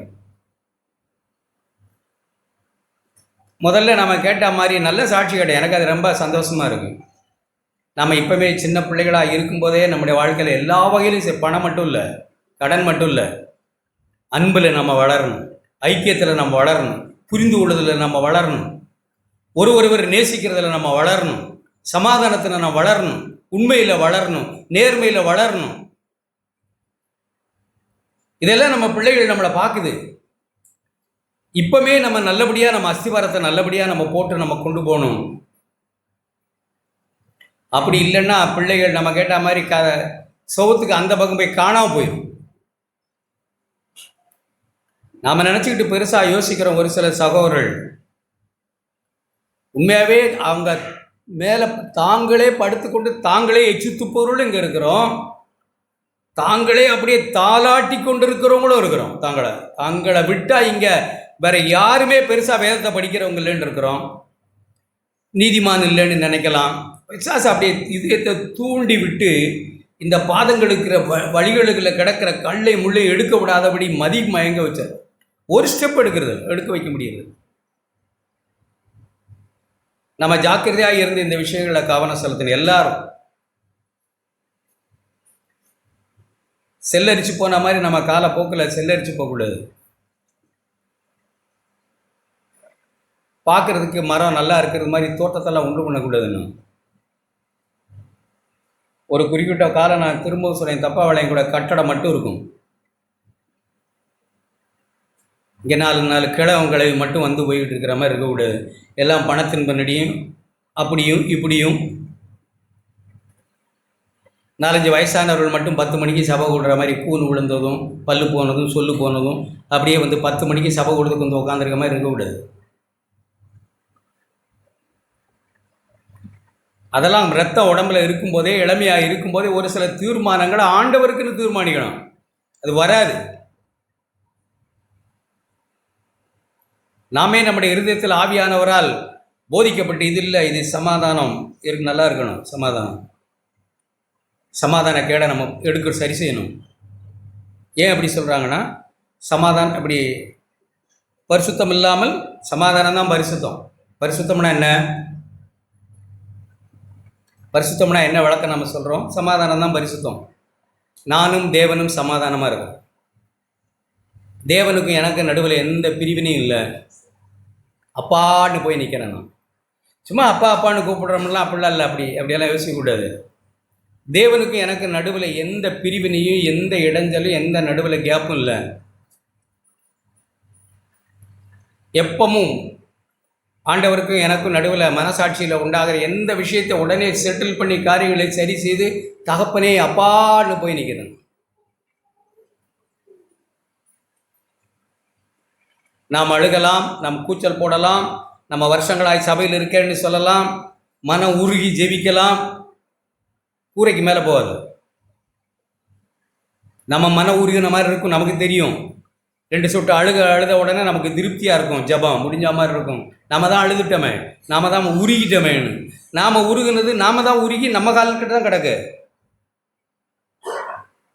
அது ஆண்டவரெல்லாம் ஒன்றும் அசைக்காது. ஆண்டவரை எப்போ அசைக்கும்?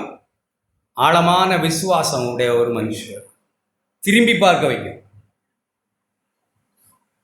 திரும்பி பார்த்தார் ஆண்டவர் ஒரு மனுஷனை. லூக்கா 7 நான் வாசிக்கிறேன். 100க்கு அதிபதி திரும்பி பார்த்தார். இப்படிப்பட்ட விசுவாசத்தை நான் இஸ்ரவேலுக்குள்ளும் காக்கல, சபைக்குள்ளேயே நான் பார்க்கல. ஒரு அந்நிய எப்படி இருக்கான், சபையில கூட பார்க்க முடியல இப்படிப்பட்ட நன்றிய. வெளியில எவ்வளவு ஜனங்கள் சபைக்கு அவ்வளவு நன்றி உள்ள ஜனங்களா இருக்கிறாங்க. ஒரு விஷயம் சொன்னதுக்கு இது அடிக்க ஒரு தடவை தண்ணியை குடிச்சு குடிச்சு குடிச்சு குடிச்சு முள்ள முளைக்குது. என்னத்துக்கு சொன்னாங்கன்னு தெரில. அருணாசலம் பிறரை மதிக்க தெரில, நன்றி எனக்கு தெரில. உங்களுக்கு புரியும், யாருக்கோ புரியுதா? நம்ம சொல்லுவாங்க சகோதரன், காலையில் 3 மணிக்கு எஞ்சி பைபிளை படித்து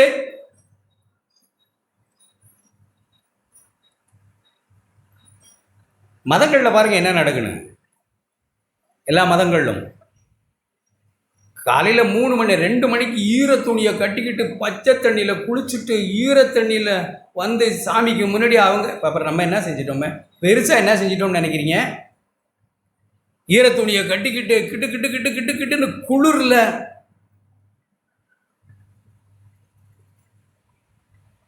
நாம் காலையில் 3 மணிக்கு பைபிள் படித்ததும், நாம் சபைக்கு போனதும், நாம் என்னமோ சொல்லிக்கிட்டே இருக்கிறோம். என்னது அது? தேவனை அறிந்திருக்கிறோமா? உண்மையாகவே சும்மா பைபிளை படிச்சிருக்கோமா? அப்படி நீங்கள் பார்த்துருக்கீங்களா? வேதத்தில் நம்ம சும்மா பைபிள் படிச்சிருக்கோமா, இல்லை தேவனை அறிந்திருக்கிறோமா? பைபிள் படித்தவர்கள் நிறைய பேர் பைபிள்லேயே ஆண்டவரே சொன்னாங்க. மத்திய எழுதின சுவிசேஷம்னு நினைக்கிறேன், சாரி அதிகாரம் ஞாபகத்துக்கு இல்லை, புஸ்தகம். நீங்கள் யோவான் நினைக்கிறேன், வேத வசனத்தை ஆராய்ஞ்சு நீங்கள் என்ன செய்கிறீங்க, பார்க்குறீங்க. இங்கே இருந்து அங்கே வரைக்கும் எல்லாம் ரைட்டு. வேத வசனத்தை ஆராய்ந்து பார்க்குறீங்கள். ஏன் ஆராய்ஞ்சு பார்க்குறீங்கன்னா, இதில் நித்திய ஜீவன் இருக்குன்னு உங்களுக்கு தெரியுது. வேதத்தை ஏன் படிக்கிற ஒரு சாட்டிஸ்ஃபேக்ஷன் இருக்குது, மன ஆறுதல் இருக்குது. இது நான் படிக்கிறேன்ற பெருமையே எனக்கு உண்டு பண்ணுகிறது. யோவான் 5:30 படிக்கிறீங்க. படிக்கிறோங்கிற ஒரு பெரிய நல்லது, படிக்கணும். எல்லாரும் சின்ன பிள்ளைகள் எல்லாரையும் நம்ம படிக்க வைக்கணும். படிக்கிறோம்ன்ற பெருமை இருக்கக்கூடாது. அப்படி படித்தாங்க பரிசேயர்கள் எல்லாம். வேத வசனத்தை ஆராய்ந்து பார்த்தார்கள், அதனால் நித்திய ஜீவன் உண்டுன்னு அவங்களுக்கு தெரியுது. என்ன சொன்னாங்க ஆண்டவர்? ஆனாலும் அப்படி இருந்தும் என்ன உண்டாகும்படி, என் ஜீவன் உங்களுக்கு உண்டாகும்படி என்னிடத்தில் வர மனதில்லைன்னு தான் சொன்னாங்க. அப்படின்னா என் வாழ்க்கை உங்களுக்குள்ள வராதபடிக்கு நீங்க வேத வசனத்தோட நின்றுட்டீங்க. எழுத்து உங்களை கொன்னுருச்சு, ஆவிதான் உயிர்ப்பிக்குது. ஆவியா இருக்கிற என்னிடத்தில் நீங்க வர மனசு இல்லை உங்களுக்கு. எதுலேயுமே ஒன்றும் நம்ம மேன்மை பாராட்டுறதுக்கெல்லாம் ஒன்றும் இல்லை. நம்ம 4 மணிக்கு ஜெபிச்சோம், 3 மணிக்கு ஜெபிச்சோம், நம்ம அது செய்தோம் இது செய்தோம், ஒன்றும் இல்லை. இப்போ மற்ற மதங்களெல்லாம் பாருங்கள் என்ன தான் நடக்குது. இதெல்லாம் விட டாப்பில் இருக்குது மதங்கள். மனுஷனை உண்டு பண்ணி இருக்கிற பக்தி, அந்த பக்திக்கெல்லாம் நாம் வரல. நாம் ஆவியினால் உண்டாகிற ஒரு பரிசுத்த வாழ்வு, ஜீவன் உண்டாக ஆண்டவரிடத்தில் வந்திருக்கோம். ஒருவருக்கு ஒரு நன்றி, சமாதானம், குறை பேசாத வாழ்வு, எல்லாருக்கும் நன்றி சொல்லுகிற வாழ்வு, இரக்கம், சமாதானம், சந்தோஷம், அவருடைய ஜீவன் உண்டாகணும் நமக்கு. அதைத்தான் கொடுக்க வந்தாங்க. யோவான் 10 என்ன சொன்னாங்க? 10:10 நானும் அவைகளுக்கு ஜீவன் உண்டாயிருக்கவும் அது பரிபூரணப்படவும் வந்தேன்னு சொன்னாங்க. அப்போ நாம் கிறிஸ்தவ வாழ்க்கை, பைபிள் படிக்கிறது, நாம் ஜெபிக்கிறது, சபை கூடுதல் எல்லாமும் ஆண்டவரிடத்தில் ஒரு ஜீவன் இருக்கு. லைஃப்னு அர்த்தம், வாழ்க்கைன்னு அர்த்தம். ஒரு வாழ்வு இருக்கு, புது வாழ்வு.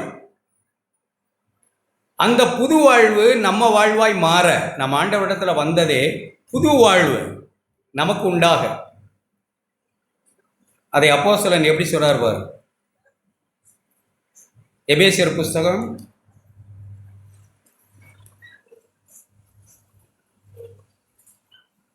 4 எப்படி இருந்தோம், எப்படி ஆனோம். எபேசியர் புஸ்தகம் 4 அதிகாரம் 27 வசனத்திலிருந்து வாசி. 17 வசனம்.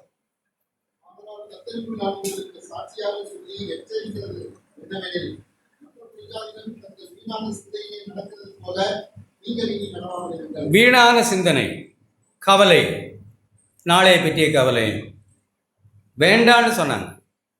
நான் உங்களுக்கு ஒரு அப்பா இருக்கிறேன்னு சொன்னாங்க. நான் உங்களுக்கு ஒரு தகப்பன் இருக்கேன். பொல்லாத தகப்பனே தன் பிள்ளைக்கு நல்ல ஈவை கொடுக்க அறிந்திருக்கும் போது பரலோகத்தின் பிதா அவங்களுக்கு நன்மையானவளை தரமாட்டாங்களா? நான் ஒரு தகப்பன் இருக்கிறேன்.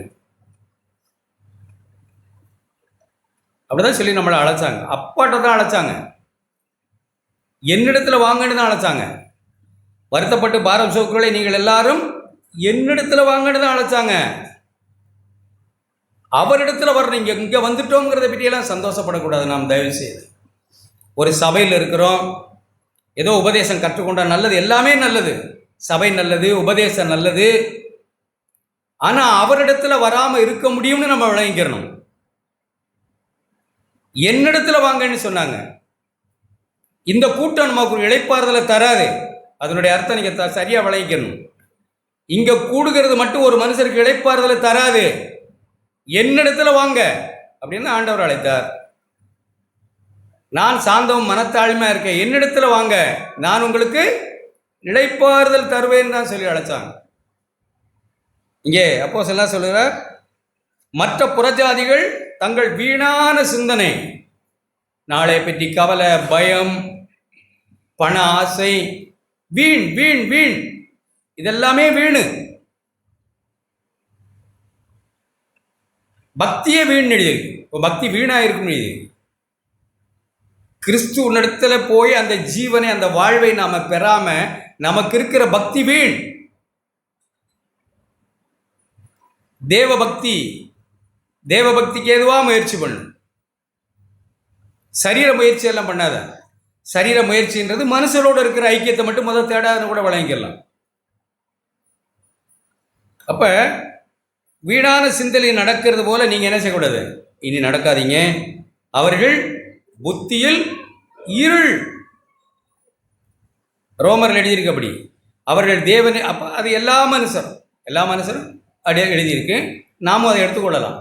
எப்படி எடுத்துக்கொள்ளலாம்னா, அவர்கள் தேவன் என்று அறிந்தும் அவரை ஸ்தோத்திரியாமலும் மகிமைப்படுத்தாமல் இருந்து தங்கள் சிந்தனையிலே வீணரானார்கள். சிந்தனையே வீணாக போயிட்டு அப்போ வாழ்க்கை எப்படி இருக்கும்? சிந்தனையே பொல்லுட் ஆயிடுச்சு. சிந்தனையை குறையினாலும், உபசார சிந்தனையினாலும், பண ஆசையினாலும், கவலையினாலும் மதி மயங்கினவர்களாக சிந்தனையே கரப்ட் ஆயிடுச்சு. அதுக்கு பிறகு என்ன வாழ்க்கையில் என்ன சரியா இருக்க முடியும்னு நினைக்கிறீங்க? அதுக்கு பிறகு ஒரு சில காரியங்களை நாம செய்கிறோம்னா கொஞ்சம் மேக்கப் பண்ணுகிறோம்னு தான் அர்த்தம். என்ன சொல்றாங்கன்னா, அவர்கள் புத்தியில் அந்தகாரப்பட்டு தங்கள் இருதய கடினத்தினாலே தங்களில் இருக்கும் அறியாமையினாலே தேவனுடைய வாழ்வுக்கு, ஜீவனுக்கு, அவர் கொடுக்கிற புது வாழ்வுக்கு, அவரை போல வாழ்கிற வாழ்க்கை, அந்த வாழ்க்கைக்கு அந்நியராக இருக்காங்க.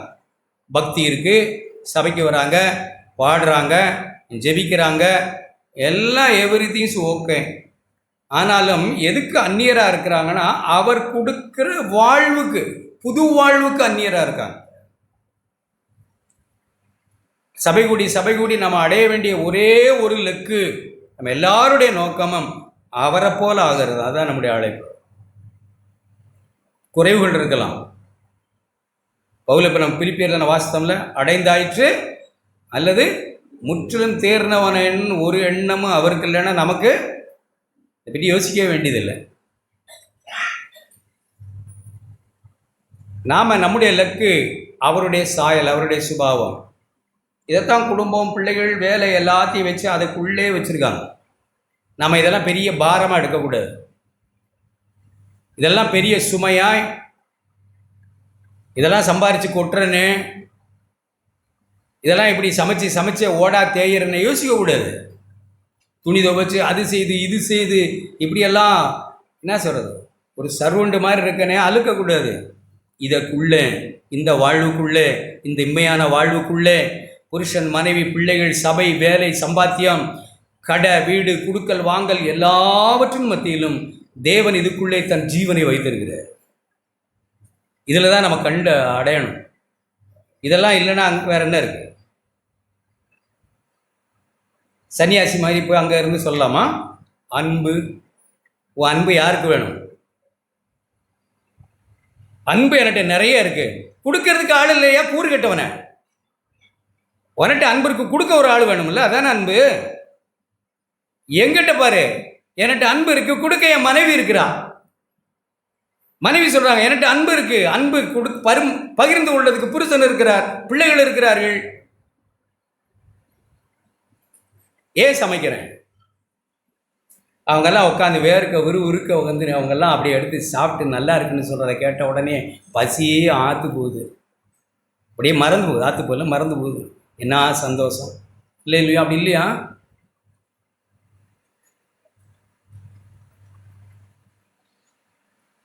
எல்லாம் பின்மாறி போய் எல்லாம் எப்படியோ இருக்கு.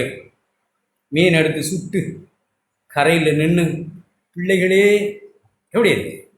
இந்த மீன் பிடிச்சதாரு? என்ன உண்மையை சொல்ல மாட்டீங்க? ஆண்டவர். நெருப்பு முட்டினது யாரு?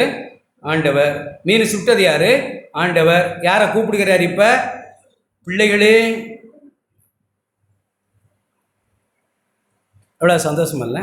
அதுதானே அதைத்தான் அடைய வந்திருக்கோம். இதெல்லாம் ஏன்னா தானே ஏன்னா உங்களுக்கு சமைச்சு அப்படியா?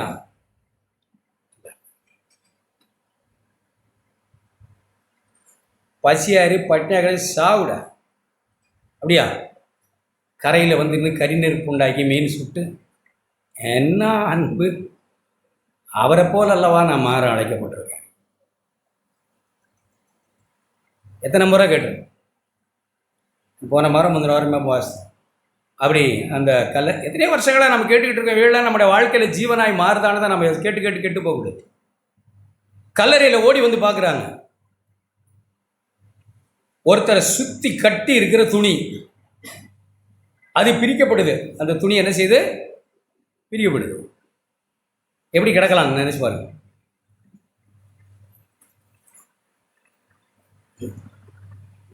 நாலு திசையின் துணி அப்படியா கிடந்துச்சு. வந்தபோது எப்படி இருந்துச்சு? சுருட்டி தலைமாட்டில் அழ. ஒருத்தர் இங்கே படுத்திருந்தார் என்றும் அவர் எழுந்து போயிட்டார் என்றும் அவர் பெட்டு இவ்வளோ நீட்டாக இருக்கு. யோசிக்கிறீங்களா? நாம் அப்படி யோசிக்கிறோமா? எந்திரிச்சா எப்படி இருக்கு? பிள்ளைகள், சின்ன பிள்ளைகள் பரவாயில்ல, அது சின்ன பிள்ளை சொல்லிக் கொடுக்கலாம். பெரியவர்கள்னா அதான் வீட்டில் ஒன்று இருக்க, அது சுருட்டி மடித்து வைக்கும். வேற என்ன வேலை? என்ன இங்கே வீட்டில் என்ன வேலை? ஐயோ சொல்லவே கூடாது. என்ன சம்பளம் கொடுத்தாலும் தகாது. ஒரு சம்பளம் போட்டு பாருங்களேன்.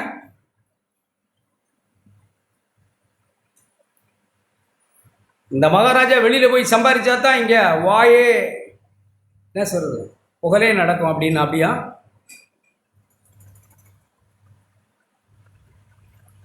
நம்ம அகம்பாவமாக இருதயத்தில் என்னை விட்டால் இங்கே உனக்கு யார் சாப்பாடு போடுவா, எப்படி உனக்கு இங்கே எப்படி என்ன நடக்கும், ஏன் சம்பாத்தியம் தான்னு நான் யோசித்தா, நீ இப்படி படு, கொஞ்சம் நாள் படுக்க போட்டு என்ன நடக்குன்னு பாருன்னு செய்வாங்க. கற்றுக்கொள் என்னிடத்தில் கற்றுக்கொள்ளுங்கள். நான் தான் யோசிப்பேன். அப்படி அதை மடித்து அந்த பெட்ஷீட்லாம் அப்படி மடித்து அந்த கட்டில்கிட்ட அப்படி வச்சா, அல்லது அந்த பாயோட சுருட்டி அப்படி வச்சா அது எப்படி இருக்குது? இன்னொருத்தருக்கு சுமை இல்லையே. இன்னொருத்தருக்கு இன்னொரு பழு இல்லையே, கொடுக்கலையே, அதிகமான வேலையை கொடுக்கலையே. ஆண்டவர் அப்படி தானே. மீன் பிடிச்சி வச்சுருக்கேன், மீன் சுட தெரிஞ்சவங்க வாங்க கூப்பிடலாம். நான் சின்ன பிள்ளையிலேருந்து பார்த்துருக்கேன். அப்படி என் பிள்ளைகள் கூட அப்படி வளரும். அக்கா தங்கச்சி இருக்கிற இடத்துல ஏதோ ஒன்று அம்மா ஒரு வேலையை விட்டாங்கன்னா அதை எடுத்து கொடுத்துறேன். யார் தங்கச்சி அண்ணனா இல்லை அண்ணன் தங்கச்சி யாரையா ஒருத்தர் அக்கா தங்கச்சி இதை எடுத்து கொடு அம்மா கூப்பிட்றாங்கல்ல. எங்கள் அம்மா சொல்லும்போது சொல்லுவாங்க, நாயை ஒரு வேலை விட்டால் நாய் வாழை கொடுத்து. அந்த தொட்டில் பழக்கம் இப்பவும் இருக்குது. சில சமயத்தில் அப்படி தான். எனக்கு சித்தாள் இல்லாமல் ஒரு வேலை செய்யவே முடியாது. இப்பவும் இந்த ஸ்டூல் எடு அது நான் இல்லாமல் வேலை செய்கிறீங்களா, இந்த வேலையை ஆரம்பிப்போம்னு முதல்ல அக்ரிமெண்ட்டே போடுவாங்க எங்கள் ஒய்ஃபு. அந்தளவுக்கு பிறருக்கு சகோதரியோட வாழ்க்கை எளிமையாக்கி கொடுக்கணுன்ற ஆசையே போச்சு. நம்ம சகோதரன் வாழ்வை, சகோதரி வாழ்வை, புருஷனுடைய வாழ்வை, மனைவனுடைய வாழ்வை எளிமையாக்க சுயநலம் இல்லாமல் இருப்போம். இந்த சுயநலம் தான் இப்படியெல்லாம் இருக்கு. கற்றுக்கொள்வோம், நானும் கற்றுக்கொள்கிறேன்.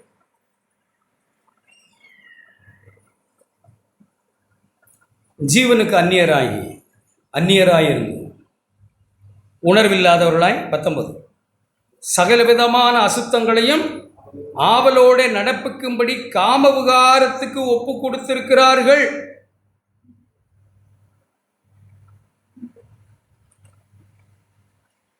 எப்படி எழுதியிருக்கு?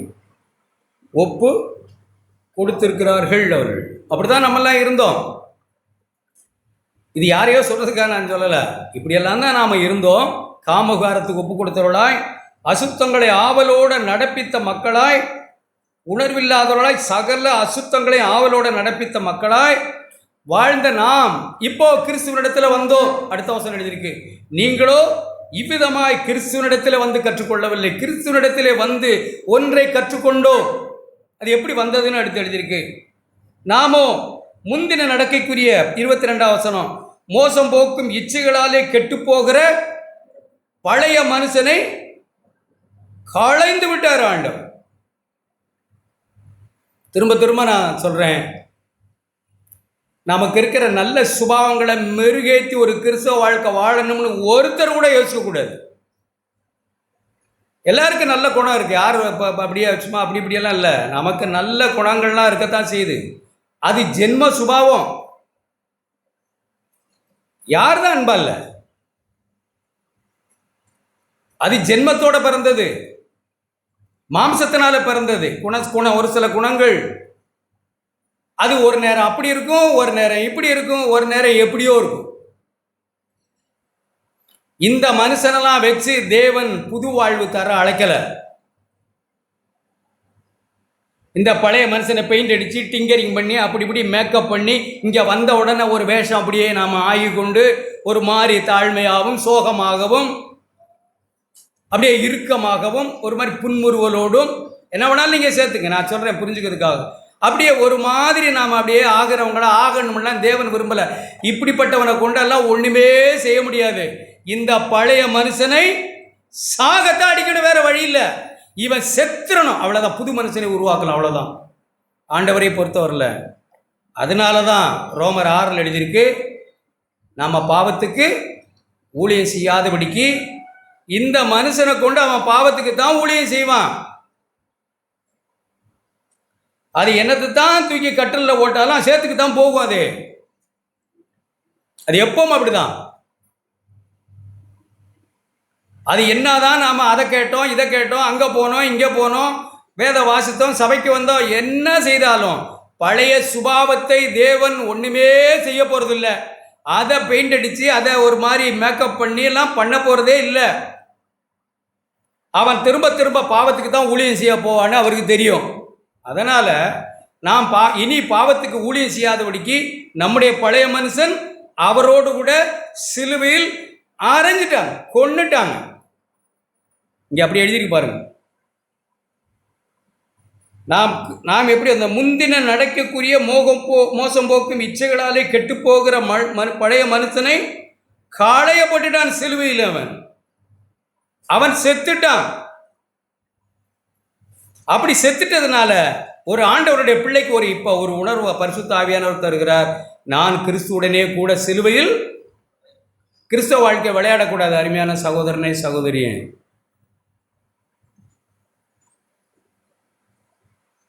அப்படி விளையாட வரல. நம்முடைய கிறிஸ்தவ வாழ்க்கை பழைய வாழ்க்கை கொல்லப்பட்டு புது ஜீவன் ஆவியினால் பிறக்கிற ஒரு வாழ்வு. பழைய வாழ்க்கை இல்லை. அதைத்தான் சொன்னாங்க நிக்கதோமிட்ட, மாம்சத்தினால் பிறப்பது நீ என்ன படிச்சிருந்தாலும், நீ என்ன உபதேசியாராக இருந்தாலும்னு அர்த்தம்.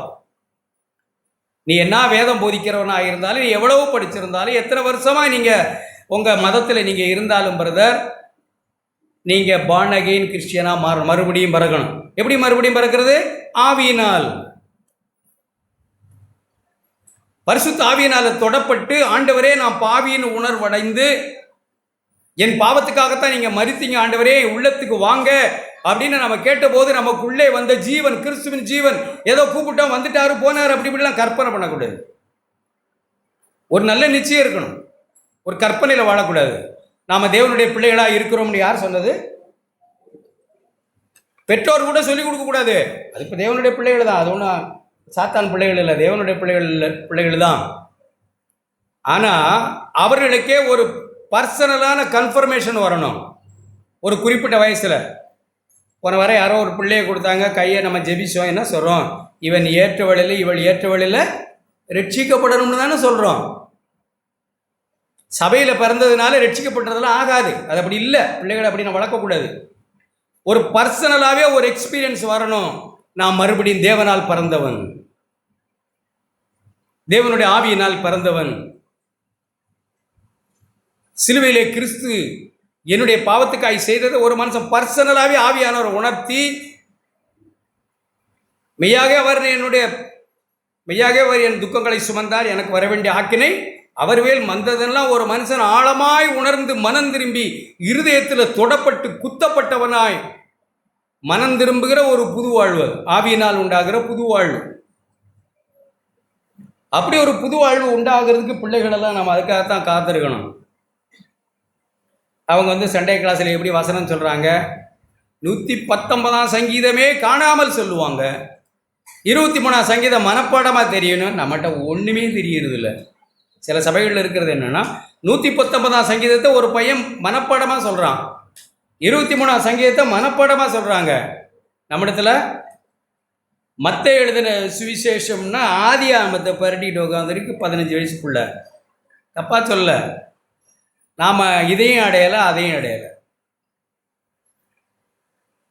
வேத வசனத்திலேயாவது ஒரு நல்ல, ஆனால் அதுவும் இல்லை. சரி, கிறிஸ்துவின் ஜீவன்லையாவது அதுவும் இல்லை. ரெண்டும் கேட்டானா பிள்ளைகளை அப்படி வளர்க்குறதா? நான் மேன்மையாக சொல்கிறது கிறிஸ்துவின் ஜீவனிலே பங்கடைகிற மறுபரப்பை தான் நான் சொல்கிறேன். வேத வசனம் தெரியும், மனப்பாடமாக தெரியலைன்னா பரவாயில்ல, உப்பு வைக்கலனா பரவாயில்ல, அது ஒரு விஷயம் இல்லை. ஆனால் நம்ம ரெண்டும் கிட்டனா வளர்க்கக்கூடாதுல்ல. ஸோ பிள்ளைகளுக்காக நாம் ஜெபித்து பிள்ளைகள் சரியான நேரத்தில் ரட்சிக்கப்படணும், ஆண்டவரேன்னு இருக்கணும். உங்களை அறியணும். ஒன்றான மெய்த்தேவனாகி உண்மையும் நீர் அனுப்பினவா இயேசுவையும் அறியணும் ஆண்டவரே. அதுதான் நித்திய ஜீவன். நான் அறிஞ்சாத்தானங்க அதை பற்றி பிள்ளைகளுக்கு நினைப்பேன். நானே அறியாதவனாய் மறுபடியும் பிறக்காதவனாய் நானே ரட்சிக்கப்படாத ஒருவராக இருந்தால் பிள்ளைகளுடைய ரட்சிப்பை பற்றி எனக்கு என்ன அக்கறை இருக்கும்? நானே மறுபிறப்பின் அனுபவம் இல்லை, என் பிள்ளைகள் மறுபடியும் பிறக்கணும்னு எனக்கு எப்படி புரியும்? நானே ரோமர் 8:16 எப்படி இருக்கு? நாம் தேவனுடைய பிள்ளைகளாக இருக்கிறோம் என்று ஆவியானவர் தாமே நம்முடைய ஆவியுடனே கூட சாட்சி கொடுக்க. இந்த சாட்சி நமக்கு எல்லாருக்கும் கிரிப்பா வேணுமா வேணாமா? நான் தேவனுடைய பிள்ளை. என்ன ராத்திரி 2 மணிக்கு உசிப்பு எழுப்பி கேட்டாலும், 100 பேர் எழுப்பி நின்று நீ பிசாசன் பிள்ளைன்னு சொன்னாலும் எழுந்து உட்காந்து தூக்கம் கலைஞ்சு கர்த்தருடைய பிள்ளை போ பிசாசன்னு சொல்லணும். நான் ஆண்டவருடைய பிள்ளை, ஆவியானவர் எனக்கு சாட்சி கொடுத்துருக்க. அப்படி இருக்கணும்ல. 2 பேர் 4 பேர் 2-3 கேள்வி கேட்ட உடனே ரட்சிப்பில் சந்தேகம் இருக்கு. நானே பார்க்குறேன். 2 கேள்வி வசனத்தை வச்சு இந்த 2 கேள்வி கேட்டால் 3வது கேள்வியிலே சந்தேகம் வந்துடுது.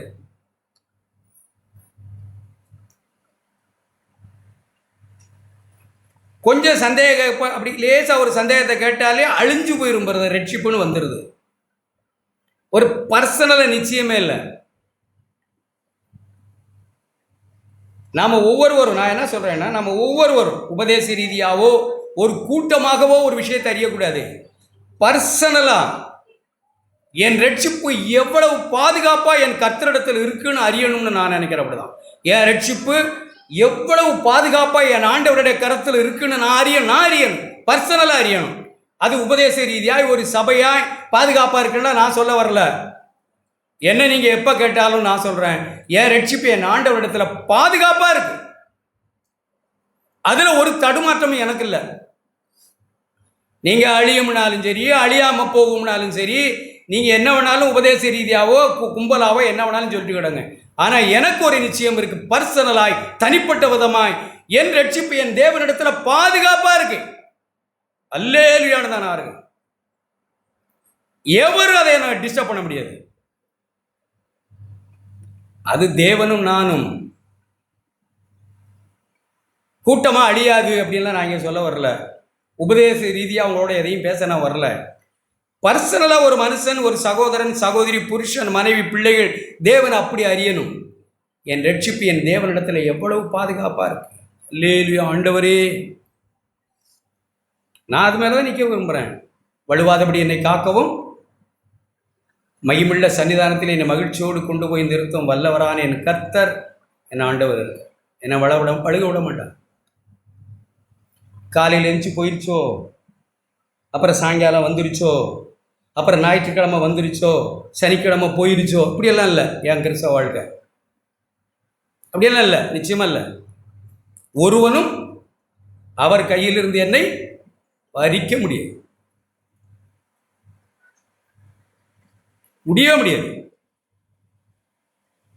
சபை விட்டு போன்னு சொல்லலாம், ஒரு கூட்டம் ஜனங்கள் வெறுக்கலாம், தவறாய் புரியலாம், அதெல்லாம் நடக்கும். ஆனால் தேவனை விட்டு பிரிக்க ஒரு சக்திக்கும் இடம் கிடையாது. எனக்காக தன் ஜீவனையை எனக்காக கொடுத்த ஆண்டவர், ரத்தம் சிந்தினவர், என்னை மீட்டிருக்கிறார். என் ரட்சிப்பு அவரிடத்துல பாதுகாப்பாய் அவருடைய கரங்களில் இருக்கிறார். அவர் அதை வேலி அடைந்திருக்கிறார். நான் அப்படி விசுவாசம். அப்படிப்பட்ட ஒரு நல்ல வாழ்க்கை நீங்களோ நாமோ எப்படி வந்தோம்னா, முந்தின நடக்கக்கூடிய மோகம், மோசம் போக்கும் இச்சைகளாலே கெட்டு போகிற பழைய மனுஷன் சிலுவையில் அறையப்பட்டு கொண்டுட்டான். நான் கிறிஸ்துவுடனே கூட சிலுவையில் அறையப்பட்டவன், இனி நான் அல்ல.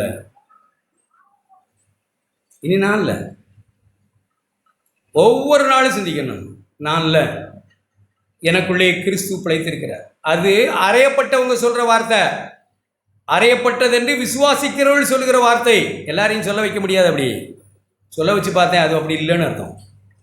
யாரெல்லாம் எப்படி எழுதியிருக்கு ரோமர் 6:6, நான் பாவத்துக்கு நீ ஊழியம் செய்யாதபடிக்கு நம்முடைய பழைய மனுஷன் அவரோட சிலுவையில் அறையப்பட்டது என்று அப்படி எழுதியிருக்கு.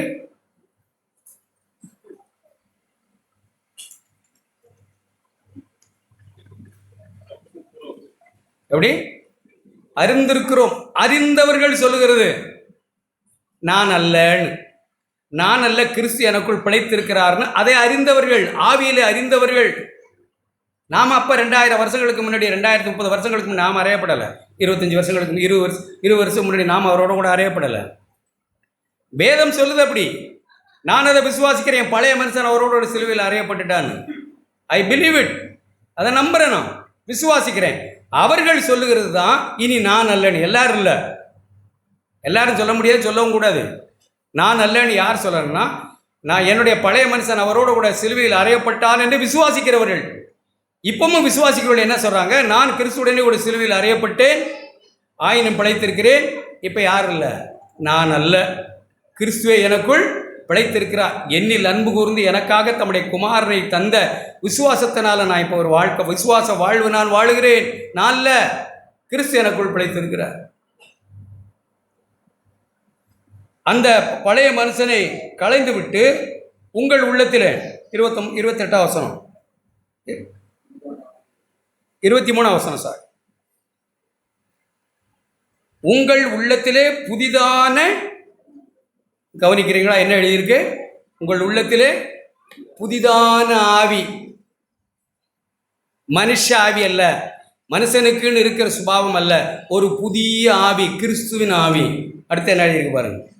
மெய்யான நீதியிலும் பரிசுத்தத்திலும் தேவனுடைய சாயலாய் சிருஷ்டிக்கப்பட்ட புதிய மனுஷனை தரித்து கொண்டவர்கள். யார் அந்த புதிய மனுஷன்? கிறிஸ்து. மெய்யான நீதி, மெய்யான பரிசுத்தத்திலும் தேவனுடைய சாயல் யாரு? கிறிஸ்து. அவரை தரித்து கொண்டவர்கள் நாம். அவரை எனக்குள்ள, அவரை நான் உடுத்தி இருக்கிறேன். பவுல் அப்படிதான் பேசுகிறேன். நாம இப்படித்தான் கிறிஸ்துவனிடத்தில் கற்றுக்கொண்டு இப்படிப்பட்ட நல்ல வாழ்க்கைக்கு நாம் வந்துகிட்டு இருக்கிறோம். குறைவுகள் இருக்கு, மேடு இருக்கு, பள்ளம் இருக்குது.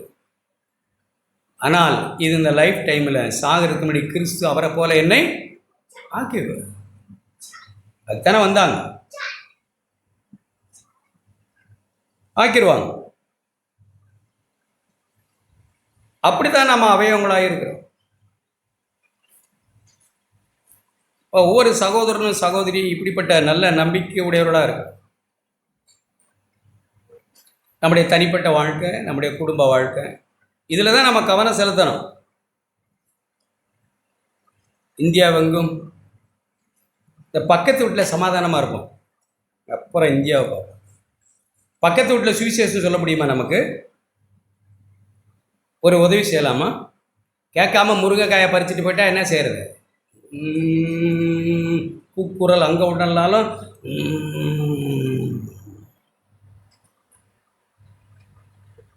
அப்புறம் அப்படி எப்படி யோசிச்சு பாருங்க. கூக்குரல் அங்கே உங்க அலறல் சத்தமாக இருக்கு. ஏதோ ஒன்று அக்க பக்கத்தில் இருக்குங்க, தெரியாமல் செய்யலாம், தெரிஞ்சே செய்யலாம், என்ன வேணாலும் செய்யலாம். உள்ளேயே பெரிய போர்க்களம் நடக்குது. அப்படி. அப்போ முதல்ல பக்கத்தில் இருக்கவங்களோட நம்முடைய வாழ்க்கை எப்படி இருக்குது? யார்கிட்டையாவது போய் ஆண்டவர் உங்களை நேசிக்கிறான்னு சொல்கிறா மாதிரி பயப்படாதீங்க. போன வாரம் ஏதோ செஞ்சதை சொல்கிறேங்கிறதுக்காக இல்லை, நான் அப்படி நம்புகிறேன். அப்படி தான் இருக்கணும். ஒரு சகோதரன் ஆக்சிடெண்ட் ஆகிட்டார். அவரை பார்க்க போயிருந்தேன்ப்பா ஹாஸ்பிட்டல். கொஞ்ச நேரம் உட்காந்துருந்த, ஒரு 2 மணி நேரம் அங்கேயே காரை வண்டி சூழலில் இருந்துச்சு உட்காந்து. அப்போ ஒரு அம்மா, ஒரு 40 பிலோ 40 இருக்கலாம்னு நினைக்கிறேன். அவங்க மகன் ஏதோ ஆக்சிடெண்ட் ஆகிட்டா, ஏதோ வண்டி இடிச்சிச்சுன்ட்டு தலையில் அடிபட்டுருச்சு, இங்கே உள்ள ரத்த கசிவு இருக்குன்னு அப்படியே சோகமாக, நல்லா படிப்பான் சார், அப்படிப்பட்ட சொல்லிக்கிட்டே இருந்தான். ஒன்றும் பயப்படாதீங்க, நல்லாயிடும், இதெல்லாம் ஈஸியாக போயிடும், ஒன்றும் இல்லை, நல்லா பேசிகிட்டு இருக்கான், நல்லா இருக்கிறான், சமாதானமாக இருங்க, ஏன் கவலைப்படுறீங்க, ஏன் பயப்படுறீங்க? இப்படியெல்லாம் கொஞ்சம் நேரம் பேசி முடித்த பிறகு நான் இப்படி போகிறேன் சொல்லி ரொம்ப நன்றிங்கன்ட்டு போகிறாங்க. இந்த 2 வார்த்தை சொன்னாலே போதும். எப்படி விழுந்தான்? பார்க்காம போயிட்டான், பார்த்துட்டு போக வேண்டியதானே? நம்மளும் அவங்களோட சேர்ந்துக்கிட்டு, அவங்க தான் ஏற்கனவே பல நொம்பலில் இருக்காங்க, பார்த்துட்டு போயிருக்க வேண்டியதானே. இந்த சைக்கிளில் ஸ்பீடாக வந்தானா? சைக்கிளே எடுத்துகிட்டு போகலை சார். அப்படியோ? அப்புறம் வேற என்ன? அவங்களையும் குழப்பி நாமளும் கிறிஸ்துவ அறியாத அறிவுக்கு போய் விட்டுட்டீங்களா வேனுக்காரனை? கேஸு கொடுக்க இவங்க விட்டுட்டீங்களா? நம்பரை பார்க்கல, ஒரு ஃபோட்டோ எடுத்து வச்சிருக்கலாமே. கிறுக்கா, கிறிஸ்துவ அறிந்தவனா இரு நீ. பரவாயில்ல, கர்த்தர் பார்த்துக்குவாங்க. அறியாமல் நடந்தது நல்லாயிடுவான், அப்படிதானே? ஒரு முறை தான் பார்க்குறோம். ஏன் உள்ள அப்படிதான் இருக்கு, எல்லாம் நல்லா. நாங்கள் ஒரு முறை ஆஸ்பத்திரிக்கு போயிருந்தோம். நம்ம சகோதரனுக்கோ சகோதரி யாருக்கு ஞாபகத்தும் இல்லை, ஜெபம் பண்ணுறோம். எனக்கு ஜெபம் பண்ணுங்க, உனக்கு ஜெபம் பண்ணு, எல்லாருக்கும் ஜெபம் பண்ணுன்னு சொல்கிறாங்க. தேவையுள்ள ஜனம் அப்படி இருக்கு. எங்கள் சபைக்கு சிஎம்சிக்கு வரலையே, வாங்க பிரதர் போவோம். அப்படியா? அவங்களாம் சபைக்கு வரல, நம்ம ஜெபிக்க கூடாது அப்படியா? இல்லை, எல்லாருக்கும் எல்லாருக்கும் ஜெபம் பண்ணிட்டு வரணும்ல. ஒன்றும் வேண்டாம், இந்தியாவெல்லாம் அப்புறம். பக்கத்தில் எப்படி இருக்கு? அம்மா நீட்டு பேசுகிற என்ன அப்படி? யாருக்கா நான் உங்களை உற்சாகப்படுத்துகிறேன். வாய் திறந்து ஆண்டவரை பற்றி பிறருக்கு சொல்லுகிறதுக்கு உங்களோட தடை என்ன இருக்கு? பாவம். ஆண்டவரை பற்றி வாய் திறந்து சுவிசேஷத்தை சொல்லுகிறதுக்கு என்ன தடை இருக்கு? வாழ்வு சரியில்லை, பேசுகிறதுக்கே வெக்கமா இருக்கு, குடும்பம் சரியில்லை, பிள்ளைகளை வளர்த்த விதம் சரியில்லை. அதெல்லாம் ஒன்றும் இல்லைங்க, சின்ன பிள்ளைங்க தாங்க, அதெல்லாம் வளர்ந்துடும், நல்லாகிடும், பெருசுபடுத்தாதீங்க. அப்படிலாம் சொல்லணும். கொல்லுங்க கொல்லுங்க அப்படியா? அதெல்லாம் சார் நல்லா போயிடும் சார், பயப்படாது. ஏன் சின்ன விஷயத்துக்காக பெருசுபடுத்துறீங்க? சின்ன பிள்ளை தானே, அதெல்லாம் நல்லா போயிடும். கர்த்தர் நன்மை செய்வார். நான் பயன்படுத்துகிற வார்த்தை கர்த்தர்னு சொல்கிறேன், கடவுள்லாம் சொல்கிறது இல்லை. யார்கிட்ட சொன்னேன்? கர்த்தர் நன்மை செய்வார்மா. கர்த்தர். நான் கிறிஸ்தவன் அறியட்டும், அப்படி தானே நம்ம இருக்கணும். ஒரு புதிய மனுஷனை நம்ம தரித்து கொண்டிருக்கிறோம், மெய்யான நீதியிலும் பரிசுத்தத்திலும் அவரை நாம் முடித்து கொண்டவர்கள். அப்படிப்பட்ட நல்ல வாழ்வுக்கு நம்ம அர்ப்பணிக்கும். இது எங்களால் உண்டானதல்ல ஆண்டவரே, எங்களை அழைத்து நீர் உடுத்துவித்த நீதி இல்லையா? எங்களை விருந்துக்கு சப்பானிகளும் ஊனரும் உதவாக்கரைகளும் எப்படியெல்லாமோ நாசமாய் போய் கிடந்த எங்களை அழைத்து இந்த விருந்துக்கு நீங்கள் அழைத்து எங்களுக்கு நீதியின் வஸ்திரம் உடுத்து அழகா சாப்பிட உட்கார வச்சு அந்த எப்படி சாப்பிடுறோம்னு எங்களை பார்க்க வந்தவங்க அன்பு. எஜமான் வந்தார் எழுதியிருக்கு. பார்க்க யாரை பார்க்க வந்தாரு? அந்த பந்தியில் உட்காந்துருக்கோம் பார்க்க வந்தாங்கன்னு எழுதியிருக்கு. யாரை பார்க்க வந்தான்னு நினைக்கிறீங்க? திருடே எவனு வந்தாம்னா அதில் ஒருத்தன் மாட்டிட்டான், அவ்வளோதான். என் கற்பனை அப்படிதான். அவர் பார்க்க வந்தது இப்படிப்பட்ட மக்களை கூப்பிட்டு சாப்பாடு கொடுக்க. அவங்க சாப்பிட்ற ஒருத்தர் சாப்பிட அப்படி இங்கே சிந்துது, கையில் இங்கே இருக்கு சோறு, வாயில் அப்படியா? நான் உணர்றத சொன்னேன். என் கூட பிறப்புலேயே ஒருத்தர் சாப்பிடும்போது சின்னதுலேருந்து எனக்கு பிடிக்காது. எங்கள் அம்மா திருத்துவாங்க, வர நிறைய வருஷங்களாக பிடிக்கலை. எனக்கே பிடிக்கும், கூட உட்காந்து சாப்பிட மாட்டேன். அவர் அப்படி ஒரு விதமாக சாப்பிட அவருடைய ஒரு ஸ்டைல். நான் கூட பிறந்தேன், என் கூட பிறந்தவருங்க. ஆழமாய் மனம் திரும்பின தெய்வமே, சப்பானி ஊனர் பிச்சைக்காரர் இல்லாதவன் எல்லாரையும் உட்காந்து பந்தியில் உட்கார வச்சா ஒன்று கை நல்லா விளங்காது, எப்படி இருக்கும்? அவங்கள சாப்பிட வந்து பார்க்க வந்து நீங்கள் தெய்வம் அல்லவா, நீங்கள் எப்படி பார்த்துருப்பாங்க? என்ன ஆனந்தம், கண்கள் அப்படியே கண்ணீர், என்ன பசியோடு இருந்ததோ. எப்படி யோசிக்கிறீங்க? என்ன அலைந்து திரிந்ததோ, பாவி நரகத்தின் பின்னே போய் கொண்டிருந்தது. என் பந்தியில் உட்கார வச்சு சபைக்கு கூப்பிட்டு ஞானஸ்நானப்படுத்தி பரிசுத்த ஆவியை தந்து அழகுபடுத்த அவர் பார்க்க வர்றது என்னத்தை பார்க்க வர்றார்? நம்முடைய குறைவா? எவ்வளோ குறைவு இருந்தாலும் நம்முடைய கண்களில் ஒரு கண்ணீர் இருக்குது பாருங்க. குறைகள் எத்தனையோ இருந்தாலும் இதயம் அழுகுது பாருங்க. என் தேவனே, எவ்வளவு நன்றி கெட்ட துரோகின், எவ்வளவு நீசனா இருக்கேன் உங்களை விட்டு தூரமா, எவ்வளவா என்னை அன்பு கூர்ந்து இறங்கி வந்தீங்க.